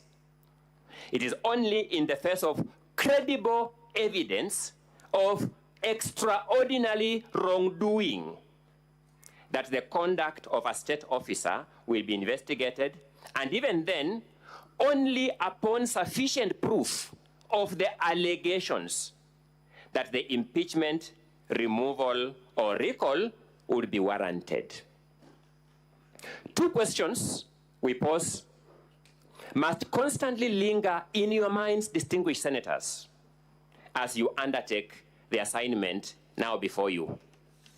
Question number one, we beseech you to bear in mind the question, is there credible evidence of extraordinary wrongdoing on the part of His Excellency Honorable Rigathi Gachagua before you? Number two, is there sufficient proof of the allegations leveled against His Excellency Rigathi Gachagua? Article 150, Clause 1, Paragraph B, sets out the grounds for removal of a deputy president from office by impeachment.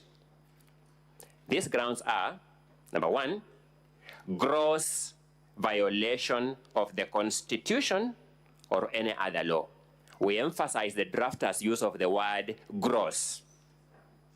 Serious reasons to believe that the deputy president has committed a crime under national or international law.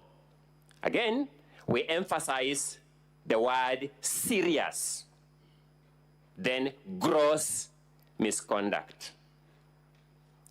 Surmises, conjecture, street rumors cannot pass muster. This conduct must be the conduct of the person of the deputy president. It is sufficiently notorious for this court to take judicial notice of when the late Rigathi Gachagua, whose will is now referred to here, died. You are told to investigate the conduct of His Excellency Rigathi Gachagua at a time, or at the time around which his brother, His Excellency Governor Rigathi Gachagua, as he then was, died. It is sufficiently notorious that His Excellency Rigathi Gachagua was not Deputy President of the Republic of Kenya. But that's not enough. You will peruse the motion before you with a view to finding which ground in that motion is sought to be established by these allegations around what may or may not have happened around the time the late Rigathi Gachagua died. You will find absolutely no ground supported by those allegations. Let me disclose here. It is designed to whip your emotions. It has no other purpose. Looking at your oath of office that I've alluded to, there is no room for your emotions to be whipped as the basis of decision-making in any act that you engage into in the discharge of your constitutional mandate and responsibilities. What does our Constitution expect of the mover of the motion in proceedings of this nature? Our Constitution expects the mover of the motion to make allegations of any or all the grounds set out in Article 150, Clause 1, Paragraph B of the Constitution. And to begin by submitting, it is true that the mover of this motion has written down some allegations in Volume 1 of the documents from the National Assembly. Secondly, the mover of the motion is thereafter expected to supply credible evidence of an extraordinary wrongdoing and sufficient proof of the allegations against the Deputy President. Mr. Speaker, sir, distinguished senators, we submit that is where the mover of this motion ought to start having problems with this House when he's called upon to account. It is the submission of His Excellency Rigathi Gachagua that the motion now before you has fallen short of the threshold set by law by multiple miles. When you examine the material before you, you will discover that it will oscillate between the following categories of stages. One, you will have material before you that just plainly false. Then from falsehood, it will go to the ridiculous ones. And I'll demonstrate that shortly. There'll be ridiculous claims here. Then finally, it will end up into embarrassing claims. Allow me, in the few minutes I have, to just do a sneak preview of some of these claims so that we have an overview of the case that is before you. At paragraph 74B of the first volume, which is the impeachment motion, you will find an allegation of this nature that His Excellency Rigathi Gachagua has influenced his family members, allies, associates, and proxies to take control of a local cooperative society in Madeira, which they are financially hemorrhaging. Number one, no name of any family member is supplied in the allegation or in any of the evidentiary documents before you. No name of any ally is supplied in the motion or in any of the documents before you. No name of any associate is supplied, even a false name, none, is supplied in the motion and in the documents before you. No name of any proxy is supplied in the motion or in any of the documents before you. The name of the alleged circle is not identified. You can imagine, Mr. Speaker, sir, distinguished senators, being called to defend yourself on a claim that you have taken over through your associates a circle that we don't know. Told, now come and defend yourself. I began by saying some of these claims are either ridiculous or embarrassing. Secondly, at paragraph 74A, you'll be told that His Excellency has connived with cartels in the tea sector to block the Kenya Tea Development Agency from implementing guaranteed minimum returns that would benefit tea farmers. No statement, no affidavit, no correspondence from any official of the Kenya Tea Development Agency is before you. No complaint to any agency, no complaint to this parliament by any official of the Kenya Tea Development Agency is before you. It's just a claim which the mover of this motion said before the National Assembly, and surprisingly, to those of us who have some residual faith in our institution, he told the National Assembly, just believe my word for what it is. And when we thought that was a joke, we got a joke lifted a notch higher. The National Assembly actually just believed his word for what it is. No evidence. Nothing in the affidavits before you addresses anything about the Kenya Tea Development Agency. Nothing in the 5 affidavits before you. Let's progress, good people. Paragraph 72 of the motion before you states that His Excellency has persistently undermined, demeaned, and committed insubordination instead of assisting the President. And let's face it, Mr. Speaker, sir, distinguished senators, if you accuse somebody of insubordination, the only person who can complain of being insubordinated is the supervisor. No statement from the President, no affidavit from the President, even no witness summons to the President has been sought here to call him to complain he has been insubordinated. The Deputy President, when he received this motion, wrote to the Secretary to the Cabinet requesting to be supplied by all assignments given to him by the President and any that he has not delivered. To date, as we stand here, we have not received a response to that letter. And yet we shall be told, just believe the mover of this motion, the Member of Parliament for Kibwezi West constituency, that when he is oscillating between the National Assembly and Kibwezi West to serve his people, he knows better than the supervisor of the Deputy President that the Deputy President has insubordinated his boss.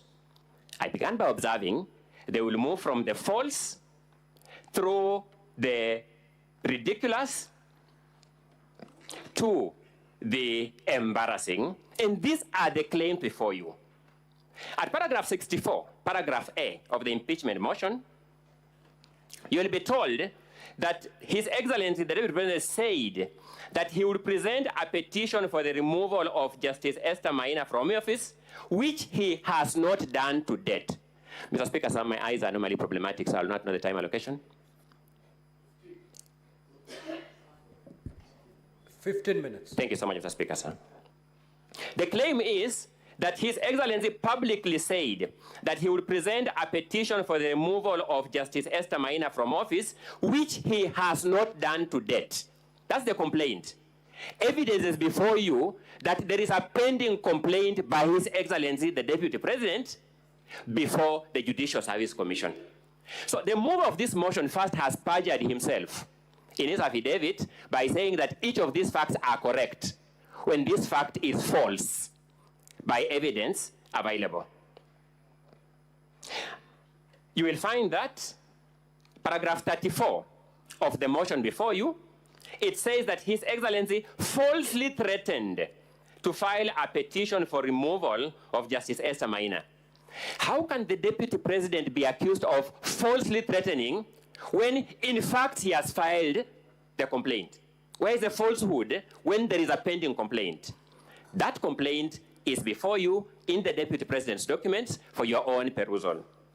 I began by saying they'll move from the false through the ridiculous to the embarrassing.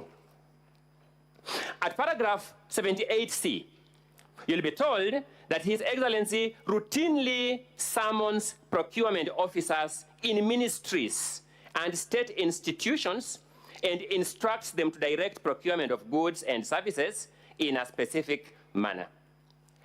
No officer from any ministry will swear an affidavit claiming to have been summoned to award any procurement for any goods or any services in a particular manner. In fact, what you'll have before you is actually very ridiculous. You will be told that there was a tender for supply of mosquito nets that was cancelled in May 2023.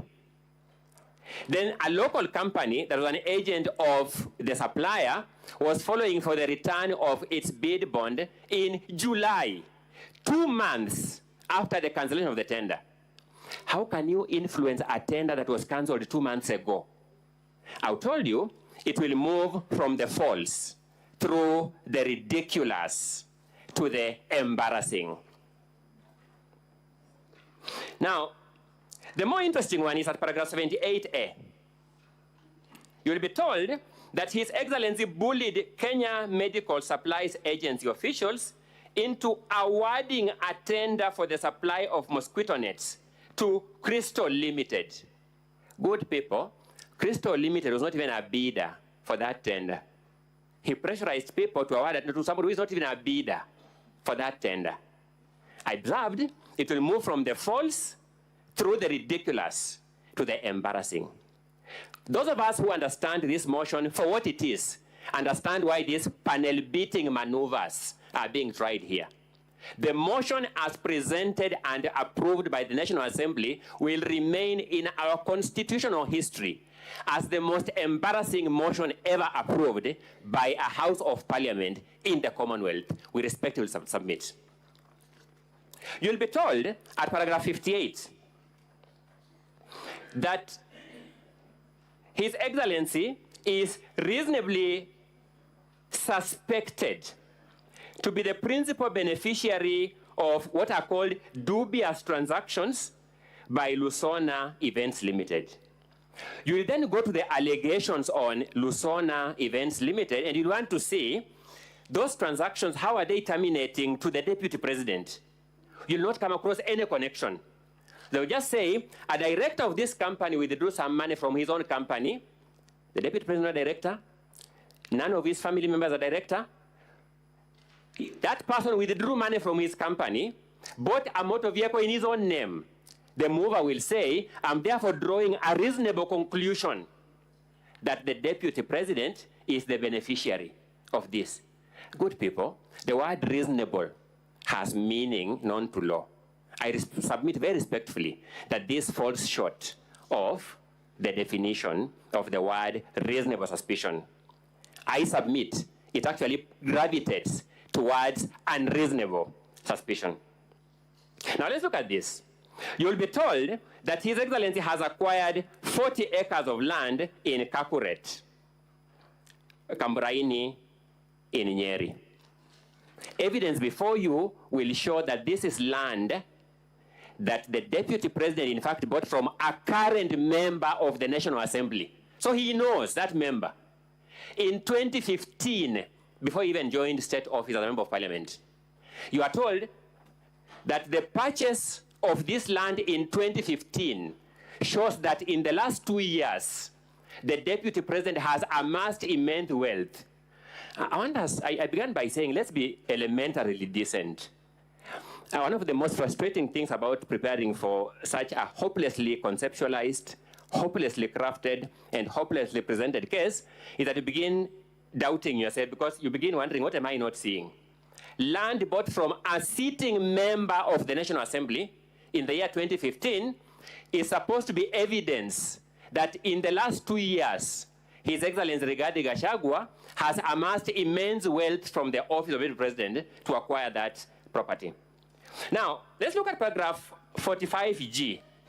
You'll be told that His Excellency has acquired 80 acres of land in Meru County. No land registration number is provided. Not even an affidavit of a neighbor who says, I know yes, this land is my neighbor. just an allegation by the mover of this motion like that. And the Swahili say, ukistaajabu ya Musa utaona ya Firauni. This mover of this motion stood before the National Assembly and said, just believe me for this statement as it is. The first joke. The second joke, the National Assembly actually believed him and approved the motion. You'll be told that paragraph 45H, that His Excellency has acquired a dairy farm in Nyandarua County. Now, I guess we all have a common understanding of what a dairy farm is. His Excellency has no dairy farm in Nyandarua County. The move of this motion does not give us any evidence of this dairy farm in Nyandarua County. You'll be told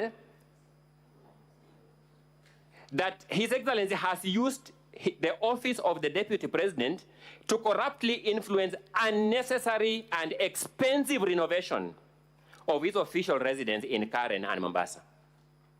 What will shock you is this, good people. The contract for the renovation of the official residence of the Deputy President was signed by the controller of State House. Unless the move of this motion wants to make a claim that the Deputy President conspired with the State House to have this contract executed. Number two, it will be known to all of us as members of Parliament that the money for renovation of this official residence was approved by the National Assembly.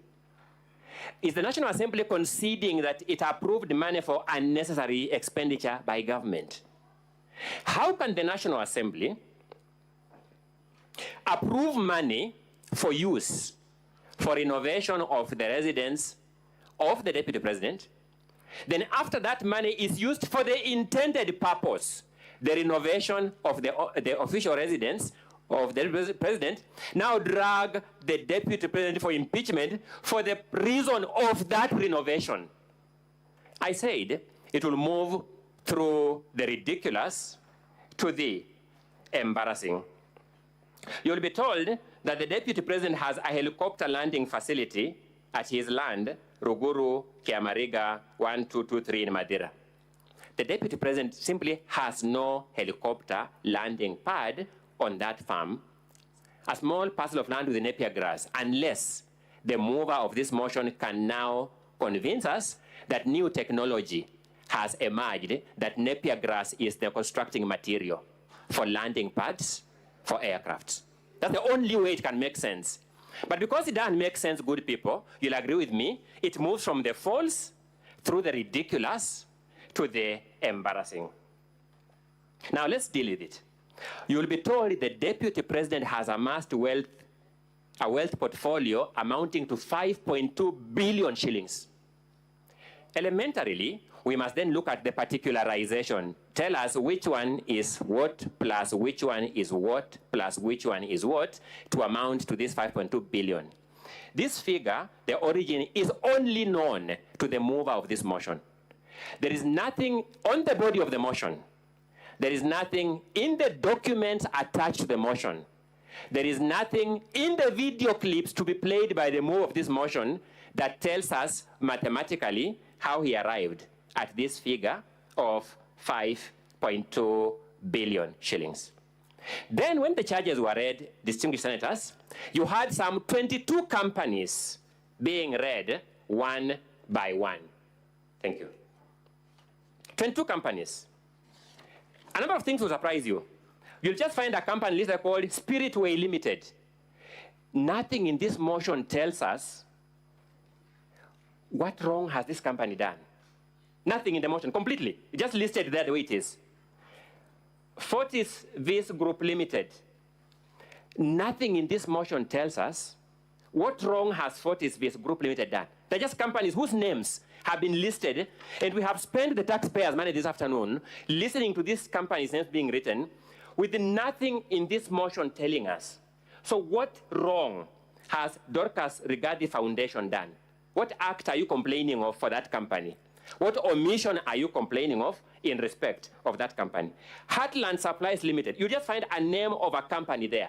No wrongdoing is alluded to it. No allegation is made against it.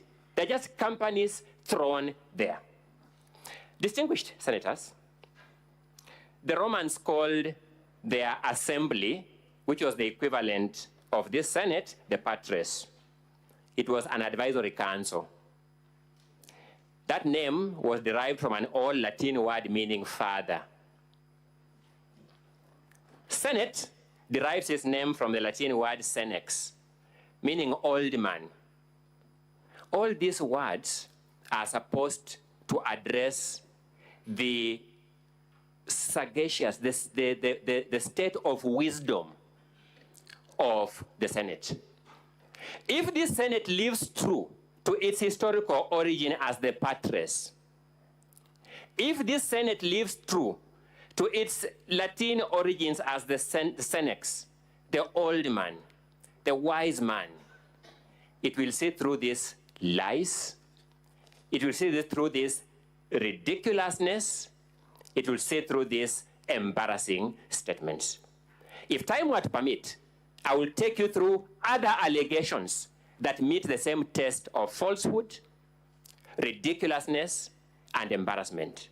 Fortunately for us, the rules of procedure permit us to cross-examine the move of this motion and the respective witnesses as a way of bringing forth these lies much more clearly. We shall do that when the time presents itself. At the end of it all, we shall beseech you to do two things: to be true to your oath of office as senators, to be true to your oath of office as senators, to pour through this evidence, to listen keenly to this evidence, to make a decision premised on the evidence as tested here in cross-examination. And if you do that, we have no doubt in our mind, you will reach the same conclusion that what has been presented before you as a most consequential motion, perhaps in our lifetime, is false, is ridiculous, is embarrassing. I rest the governor's opening statement. That is the Deputy President Council. It's not the governor. My apologies, Mr. Speaker. I have been here multiple times on governors, and I think that is what was reigning in my mind. I rest the Deputy President's opening statement. My apologies for that. Very well. Now, honorable senators will now move to hear the case of the National Assembly. Now, the National Assembly has 3 hours to present its case, meaning all the witnesses, evidence in chief, cross-examination will be given 2 hours.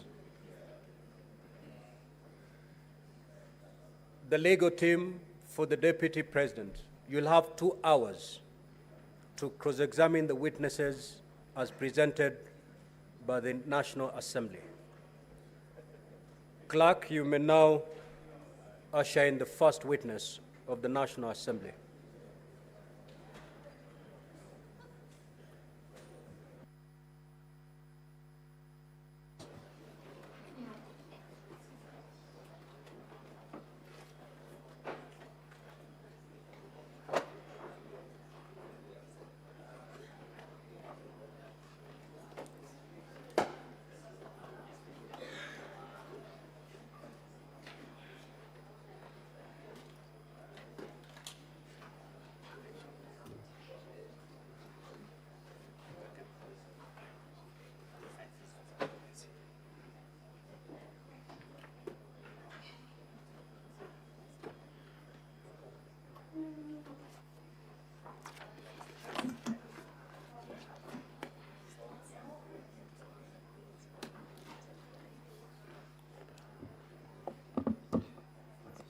Mr. Speaker, as we wait for the witness, I crave, if it finds favor with you, one of my assistants could come to help us with turning the pages.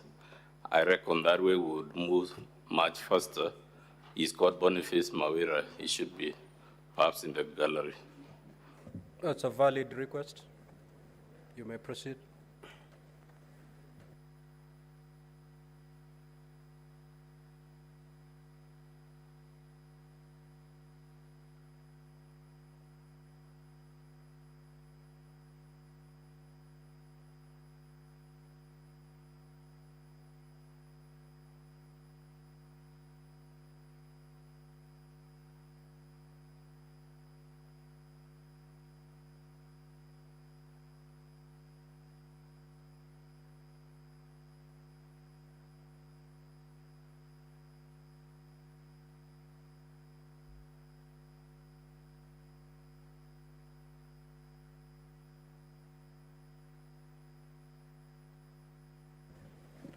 Counsel for the National Assembly, where are your witnesses coming from? They're taking too long.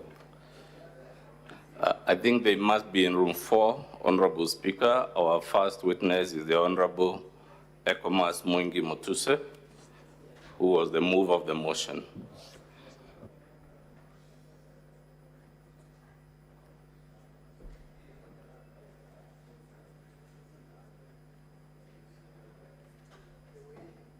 Are you sure he's not deserted you?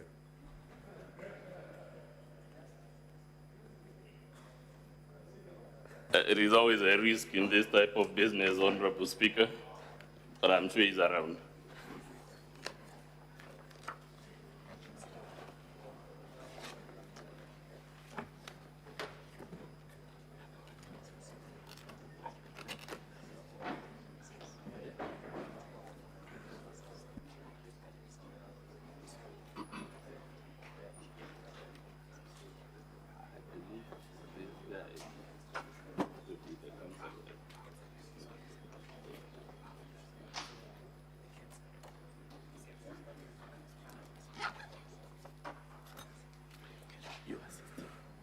So, Counsel, before you proceed, you first introduce yourself and the team.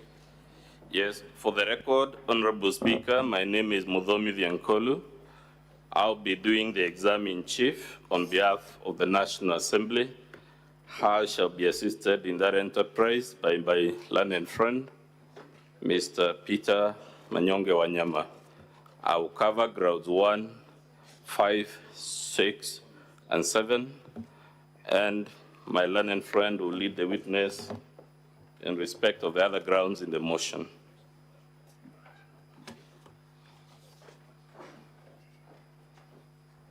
May the witness take the oath. I, Mwengi Motuse, do solemnly swear that the evidence that I shall give before the Senate in respect of the matters before the Senate shall be the truth, the whole truth, and nothing but the truth. So help me God. Your 3 hours starts running from now. So, good afternoon, sir. Again, just for the record, confirm your name and what you do for a living.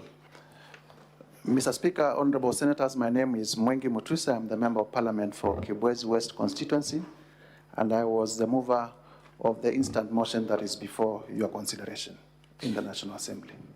I am also an advocate of the High Court of Kenya by profession. So, great. Let's go straight to the motion due to the constraints of time. Honorable Speaker, the motion is in volume 1 of the Assembly's bundle of documents. And allegation number 1 runs from pages 3 to 10 of volume 1. So, without much ado, Honorable Motuse, let's go to allegation number 1 of your impeachment motion. Can you tell the Senate in very condensed summary what is the grievance you have raised against His Excellency the Deputy President? Honorable Speaker, honorable senators, on our ground 1 allegation against the Deputy President is that he has violated various articles of the Constitution that we have listed, being Article 10.2a, 10.2b, Article and C, Article 27, Article 73.1a, Article 732b, 75.1c, Article 129, as well as Article 147.1 as read together with Article 131.2c and b. And basically, what we are saying is that the Deputy President in the last 2 years has been in various places within the Republic of Kenya and has been publicizing a notion that Kenya is a company that is owned by shareholders, and only those who have shares in the company called Kenya, according to him, will benefit in terms of development and service delivery from the Republic. And it is our contention that Kenya is not a company. Kenya is a republic that is supposed to serve all Kenyans. And the particular articles of the Constitution that we have cited because of time also speak to the functions of the Deputy President being able to promote national unity, and the country, citizens of Kenya being able to receive services and development from the government, including appointments, without discrimination. So that is in short. Let's quickly go through some of those provisions. If you could be shown the preamble to our Constitution, what does the third paragraph say? Mr. Speaker, honorable senators, the preamble to our Constitution, and I read the third paragraph: proud of our ethnic, cultural, and religious diversity. Underline ethnic, cultural, and religious diversity, and determined to live in peace and unity as one indivisible sovereign nation. One indivisible sovereign nation. We'll come to the evidence you have adduced to support this shortly, but are the utterances you complain about consistent with that constitutional provision? Definitely not at all. Let's go quickly to Article 10. What does it say? Article 10(1). The national values and principles of governance in this article bind all state organs, state officers, public officers, and all persons whenever any of them A, applies or interprets this Constitution, B, enacts, applies, or interprets any law, or C, makes or implements public policy decisions. But, honorable member, someone would say these are just utterances and we surely can't remove a deputy president from office because he has a loose tongue or something like that. What is the problem with these utterances in the context of our history as the Republic of Kenya? Number one, the constitutional context is that they bind all state officers and the deputy president is a state officer. So there are no two ways. You cannot choose the laws to obey and which not to obey. But number two, we have also had an history in our country. All of us would remember that we had clashes in Likoni in 1992 where populations were displaced. We had problems in Molo, every other cycle of election cycle, 1992, 1997. Even most recently, the country almost torn apart during the post-election violence of 2007 and 2008. There are examples within the region. Rwanda, Burundi is still struggling. As we speak today, Congo is fighting. Across the globe, Yugoslavia, there has been problems, Bosnia, all these countries. And they all began from utterances of this nature. So is it your testimony, therefore, that utterances of the type we're about to see are a threat to the very existence of Kenya as a republic? Indeed, that is my testimony. Is our lived history consistent with the submission that those are not utterances that should emanate from the Deputy President of the Republic? Not just the Deputy President of the Republic, but not from any citizen of the Republic. But Honorable Mutuse, have you placed any evidence? You say the Deputy President has been doing this for 2 years. Have you placed any material to prove this allegation? Yes. We have placed videos, evidence in the form of videos that have been recorded in meetings where the Deputy President has been attending, being video 1, video 2, video 3, video 4, video 8, and video 11, which contain utterances of the Deputy President in that regard. Mr. Speaker, I request we play video number 1 from the National Assembly set of videos.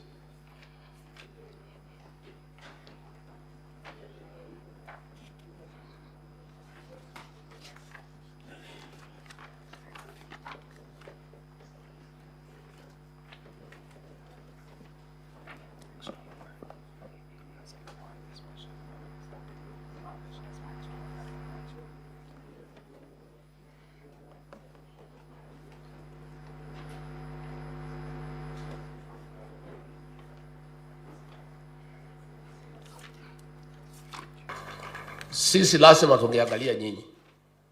Hii serikali ni kampuni na ni ya shares. Si ndio? Ni ya shares. Kuna wenye kampuni, wale wako na shares mingi, kuna wale wako na chache, kuna wale hawana. Sasa nyinyi mliinvest kwa hii kampuni ya William Ruto na Rigathi Gachagua. Sasa lazima mvune. Yule ambaye alipanda atafanya nini? Simulipanda? Simuliamuka mapema?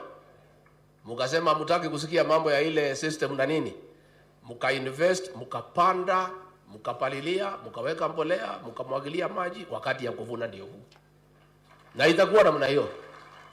Najua wengine wananikashifu ati mimi nasema ati wale walipanda wavune kwanza. Iko makosa? Iko makosa? Hata hao watavuna lakini wangoje. Si wale walipanda ni wavune kwanza. Wakishavuna wavune ile tabaki kidogo, wale wakupanda waingie watafute huko nini ile itapatikana wachukue wakwende. Si iko namna hiyo? Na itakuwa namna hiyo. Ndio watu wakipiga kura waelewe hii kura ni kusema nini. Hii kura iko na maana. Nyinyi hamwezi piga kelele huko, mpige kelele. Mnasema William Ruto ni bure, hawezi, mnaita yeye majina, alafu akipata, akikawa, mnapiga laini ati mko pale mbele. Ati mnataka mpite wale walisema anafaa ati mkue pale mbele. Inawezekana? Mimi kazi yangu pale kwa Ikulu ni hiyo. Ni kupanga hiyo laini. Hapo ni kazi mimi napanga hapo. Mimi naangalia kwa laini, nikiona wewe ulipanda, natoa wewe nyuma, napeleka wewe mbele. Because of the constraint of time, Honorable Mutuse, what did these utterances mean and what were they understood by any fair-minded Kenyan to mean? The ordinary meaning is that there are Kenyans who are supposed to benefit from the Kenyan government, and there are other Kenyans who are not supposed to benefit from the Kenyan government. And His Excellency the Deputy President will make sure only those who voted for the present government benefit from the government. And those who did not vote for the government will not get any benefits because they are not shareholders. Are those utterances consistent with the national value of human dignity in Article 10B? Not at all. Are they consistent with the value of national unity in Article 10A? Not at all. Are they consistent with social justice in Article 10(2)B? Not at all. What about inclusiveness? Indeed, they are divisive. What about equality? Not at all. What about non-discrimination? They are very discriminative. What about protection of the marginalized? They do not protect the marginalized, they marginalize them further. We could go on and on, sir. Are those utterances consistent with any of the articles you claim in ground one have been violated? Not at all. Let's play video number 2, Honorable Speaker.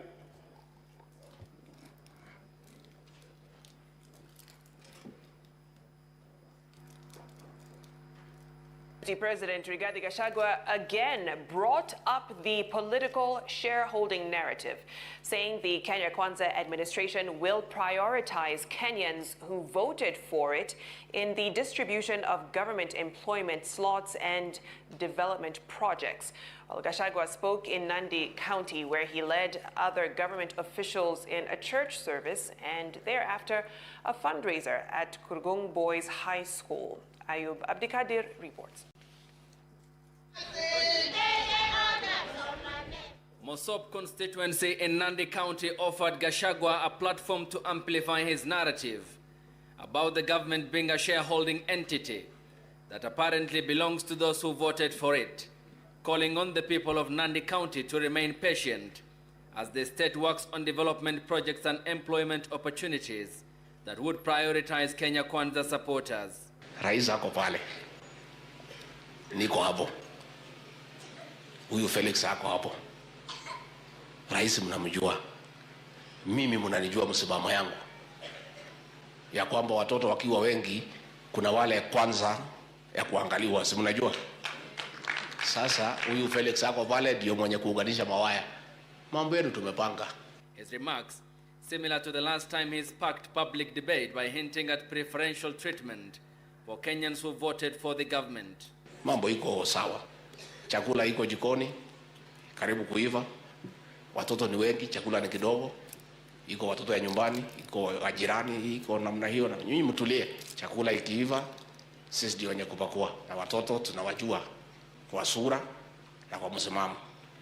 Hatuwezi kuwa confused. Kuna mtu ajui watoto yake.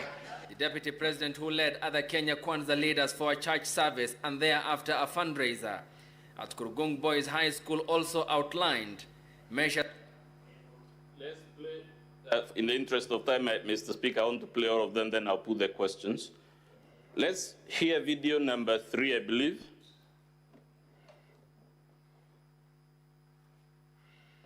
Gachagua says he has no apologies to make over his shareholders' narratives, saying those who voted in the Kenya Kwanza government should reap big from the government.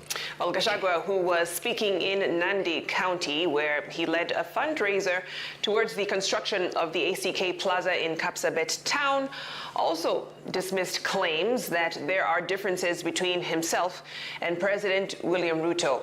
Martin Munene has the details.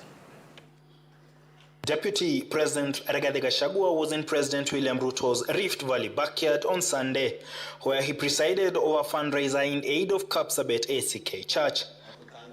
And here, the DP made it clear that he was not backing down on his shareholders' gospel that has left a bad taste in many people's mouths. I am unapologetic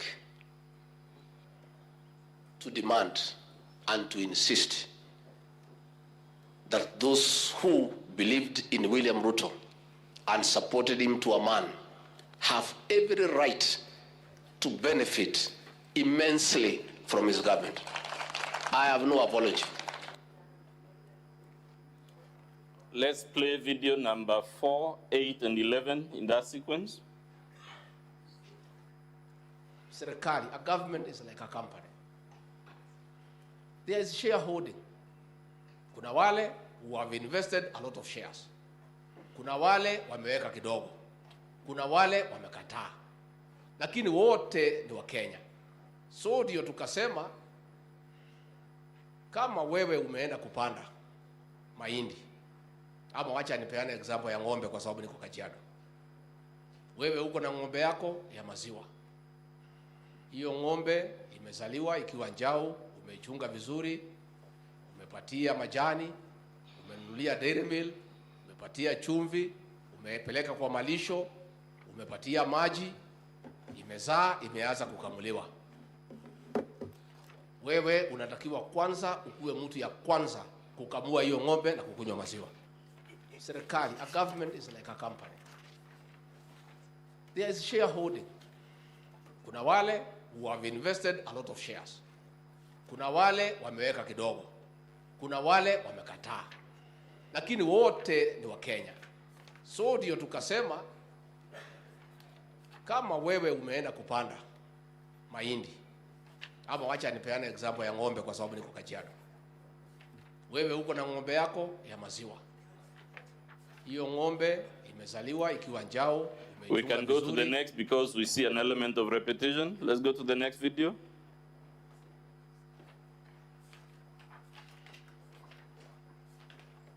Mimi nilisema pale Kericho watu ya Azimio wakanipigia kelele. Nikasema Kenya hii kila mtu afanyiwe kazi. Kwa sababu kila mtu analipa kodi. Na hao wabunge wakiongozwa na Kimani Ichung'wa wako pale bunge. Wagawe pesa kwa kila mtu Kenya. Na hivyo ndivyo inaendelea. Yes, video number 11. Fika watu ya kukusaidia. Utatafuta.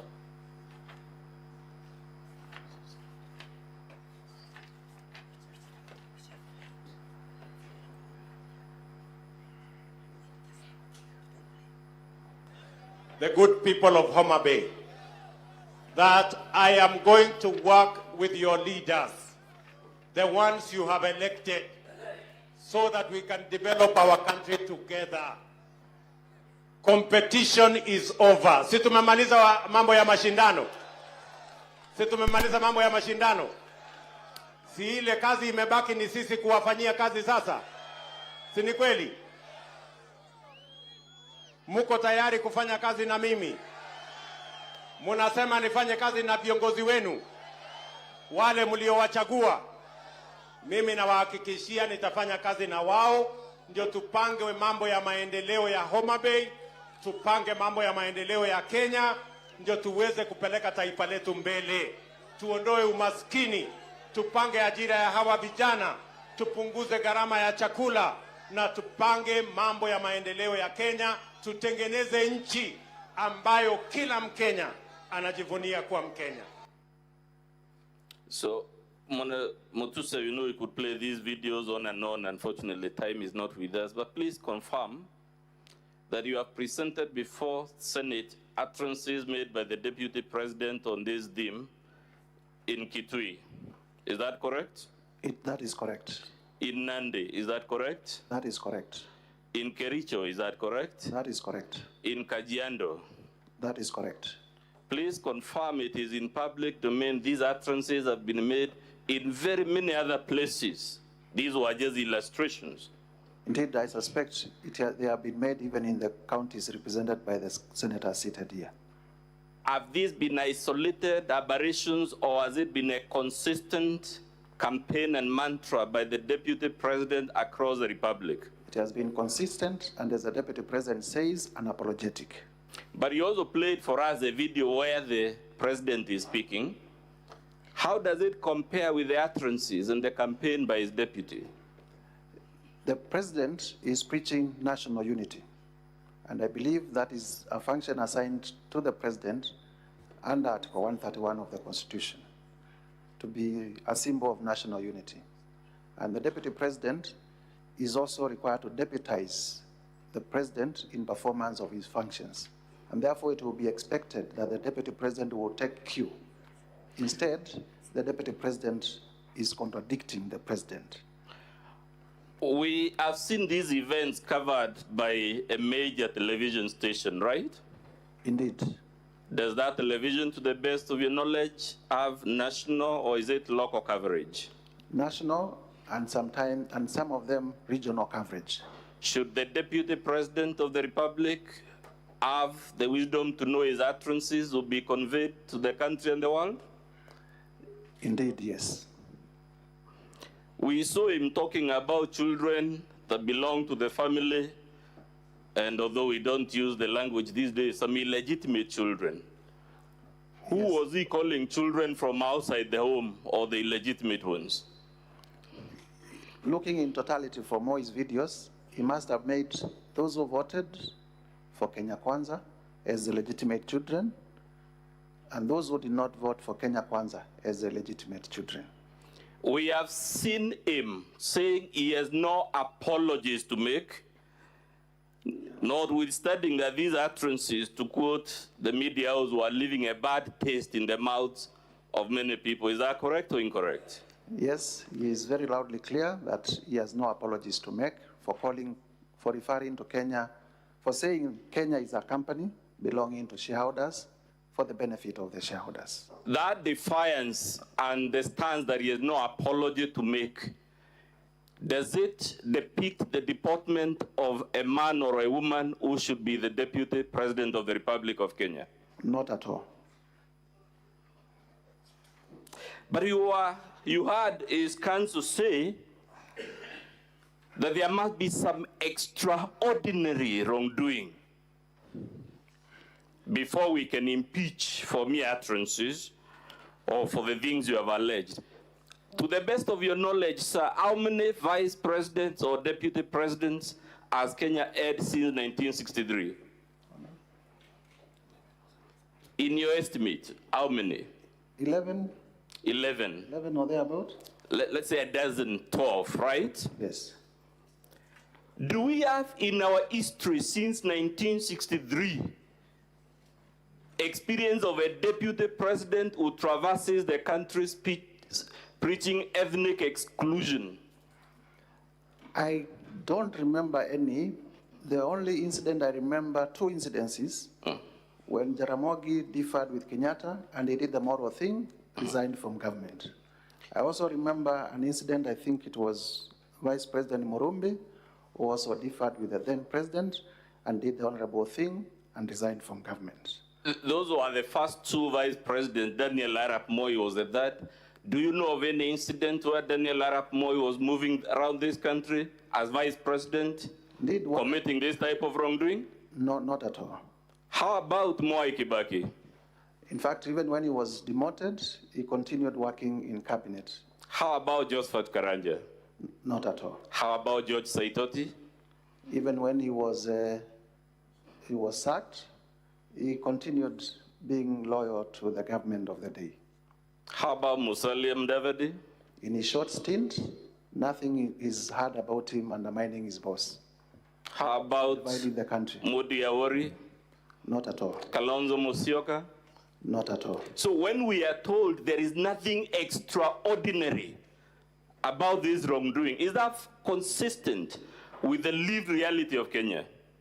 There is everything extraordinary when a country of 46 tribes, someone advocates for the servicing of less than 2 of those communities.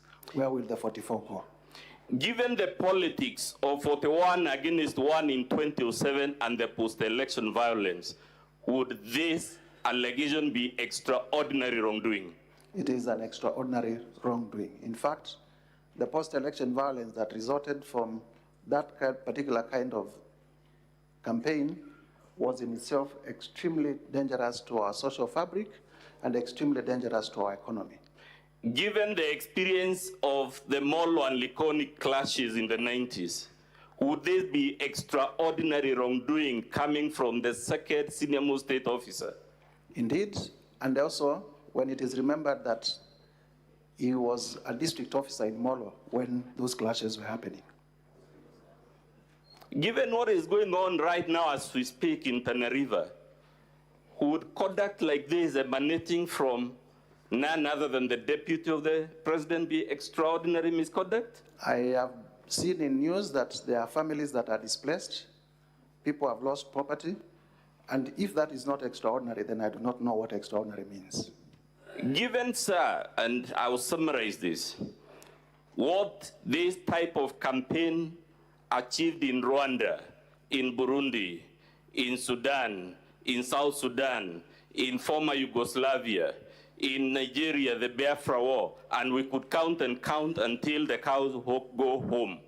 Can anyone be heard in good conscience to say that this is not extraordinary misconduct? Indeed, this is very extraordinary, requiring impeachment.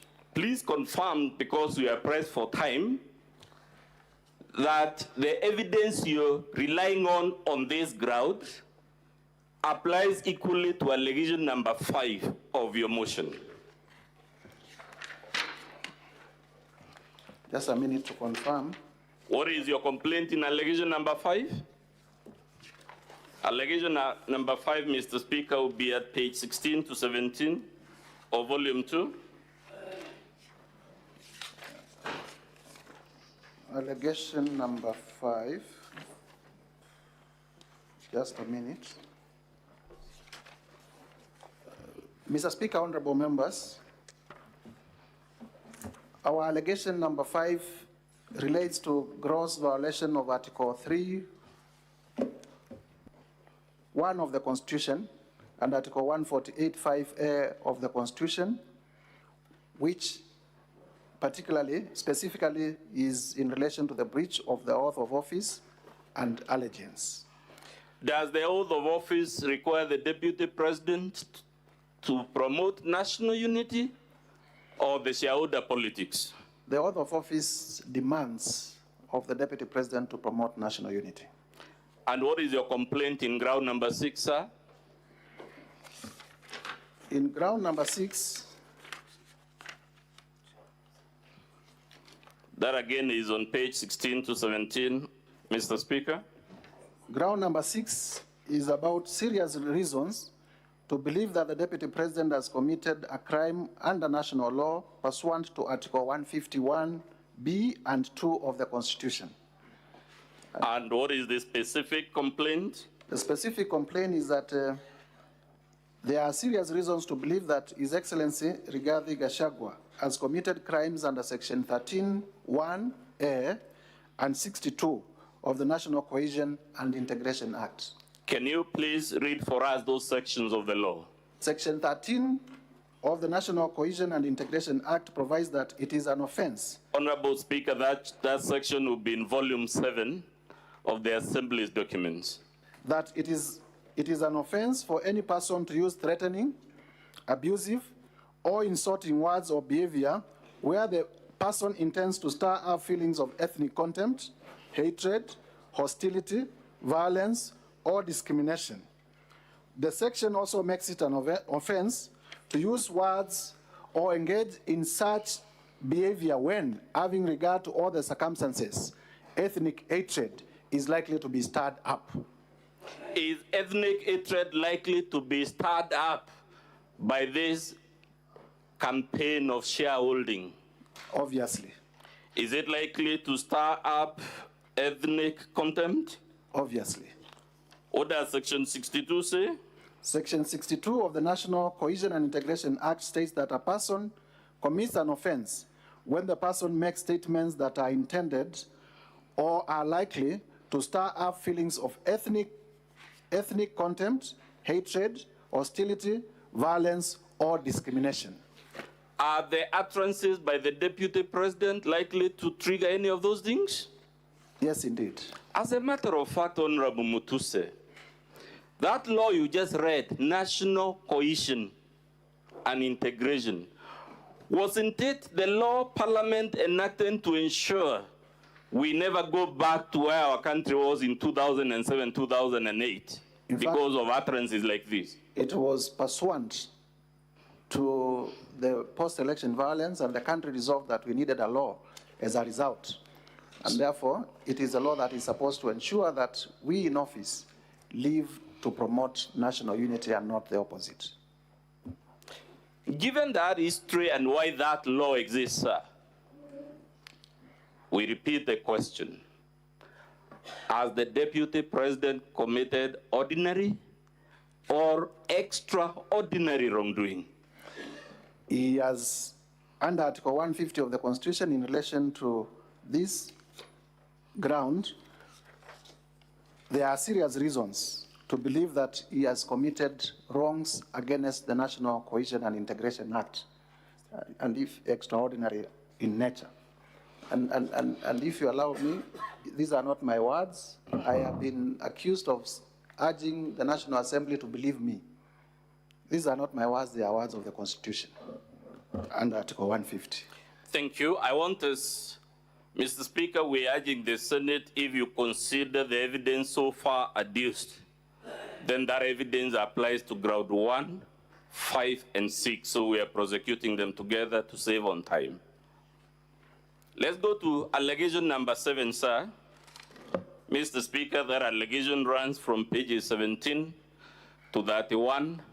It was the one you were told runs from falsehoods, culminating in the embarrassing and other things. Let's see whether it is actually falsehoods, embarrassing, and the other adjectives that we were told. And I would urge members to work with me by holding volume 2A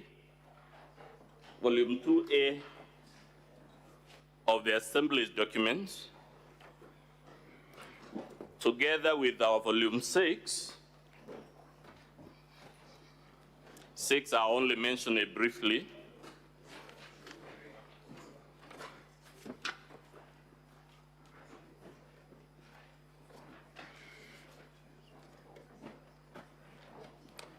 Please confirm, sir, at page 2 of volume 6, who, as between you and the Deputy President, as passions were cast, that you're referring to irrelevant material about the estate of the late Rigathi Gachagua. Between you and the Deputy President, who has brought up this issue of the estate? Is it you or is it him? In the response by the Deputy President, on page 2 of volume 6, he did bring out the issue of the estate of his late brother in response to the allegations that he has acquired properties worth 5.2 billion within the period that he has been Deputy President. So we'll come back to that document much later. I'm only mentioning it now, sir, to clear the air, whether it is you trying to whip emotions by bringing up this matter, or it is the Deputy President attempting, by his own response, to hide behind the shadow of his late brother. I never mentioned any of my deceased relatives. I have them, but I never mentioned any. The Deputy President is the one who mentioned his deceased relatives. He's actually the one who has brought this material, isn't it? Indeed. Good. Now we'll come to it. Let's go back to your allegation. Ground number 7, sir.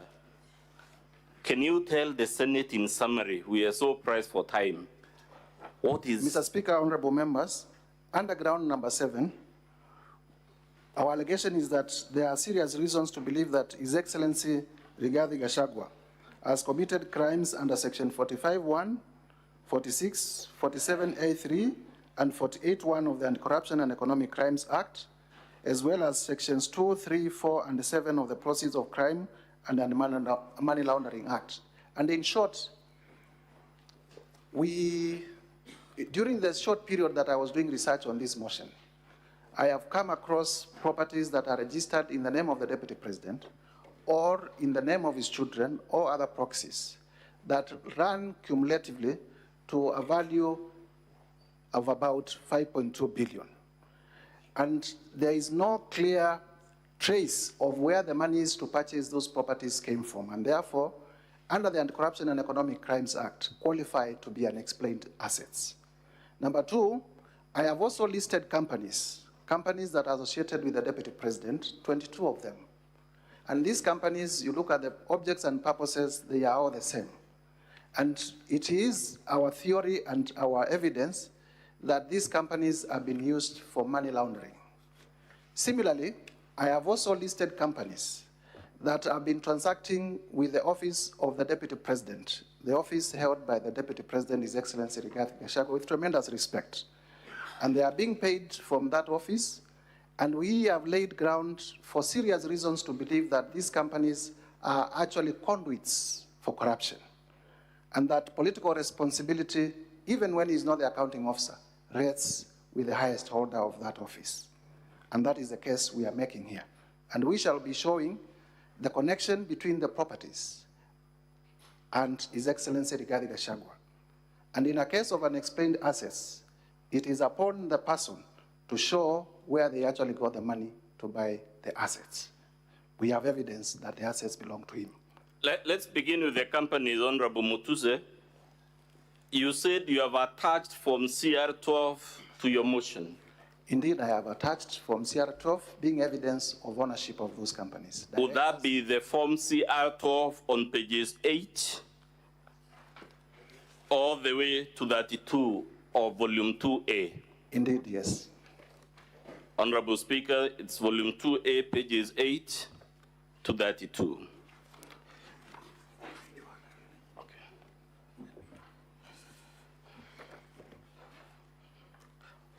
It actually begins, Honorable Speaker, it's me who is mistaken. It's from page 1 to 32, right? Indeed, yes. And because we are stressed for time, sir, does this document show in black and white that the majority of these companies, the directors and shareholders, are either the Deputy President or his sons or his spouse? Yes, they do, and senators will have opportunity to look at the Form CR12s. Many of them are under 2 weeks old, so they are very recent. Let's go to the question of the purchase and of... You can also independently confirm from the e-Citizen portal, it is only 650 shillings to do as a company search. You have mentioned Treetops Hotel and Housekeeping Hotel in paragraph 45A. Yes, indeed. Let's confirm whether this is false, ridiculous, or embarrassing. Did the Deputy President issue a public address on the 7th of October in which he admitted acquiring these 2 hotels? Yes, indeed, and it is part of our evidence. So with that admission from him, can he be here to say your allegations are false, ridiculous, and embarrassing? That is not expected from the son of Mau Mau. But let's go to page 33, sir, of your volume 2A. Mr. Speaker, sir, we have been patiently waiting and restraining myself from raising. Pause the time for the National Assembly, please. Proceed, Counsel. I've been constraining myself when listening to the proceedings, and Counsel is testifying instead of the witness testifying. Number two, he's asking leading questions in examination in chief. And counsel understands the rules of examination. A case in point, you're very general. A case in point? The Hansons, Mr. Speaker, sir, will bear us witness, and the Senate is a custodian of the Hanson. Counsel, I'm very alert. Any leading questions before you take your feet, I'll be able to object to it. I'm very alert to that. Proceed, Counsel. Much obliged, Mr. Speaker. Let's go to page 33, sir. What is that document? On volume 2A? On page 33. Are in charge. More radio, 88.2 FM.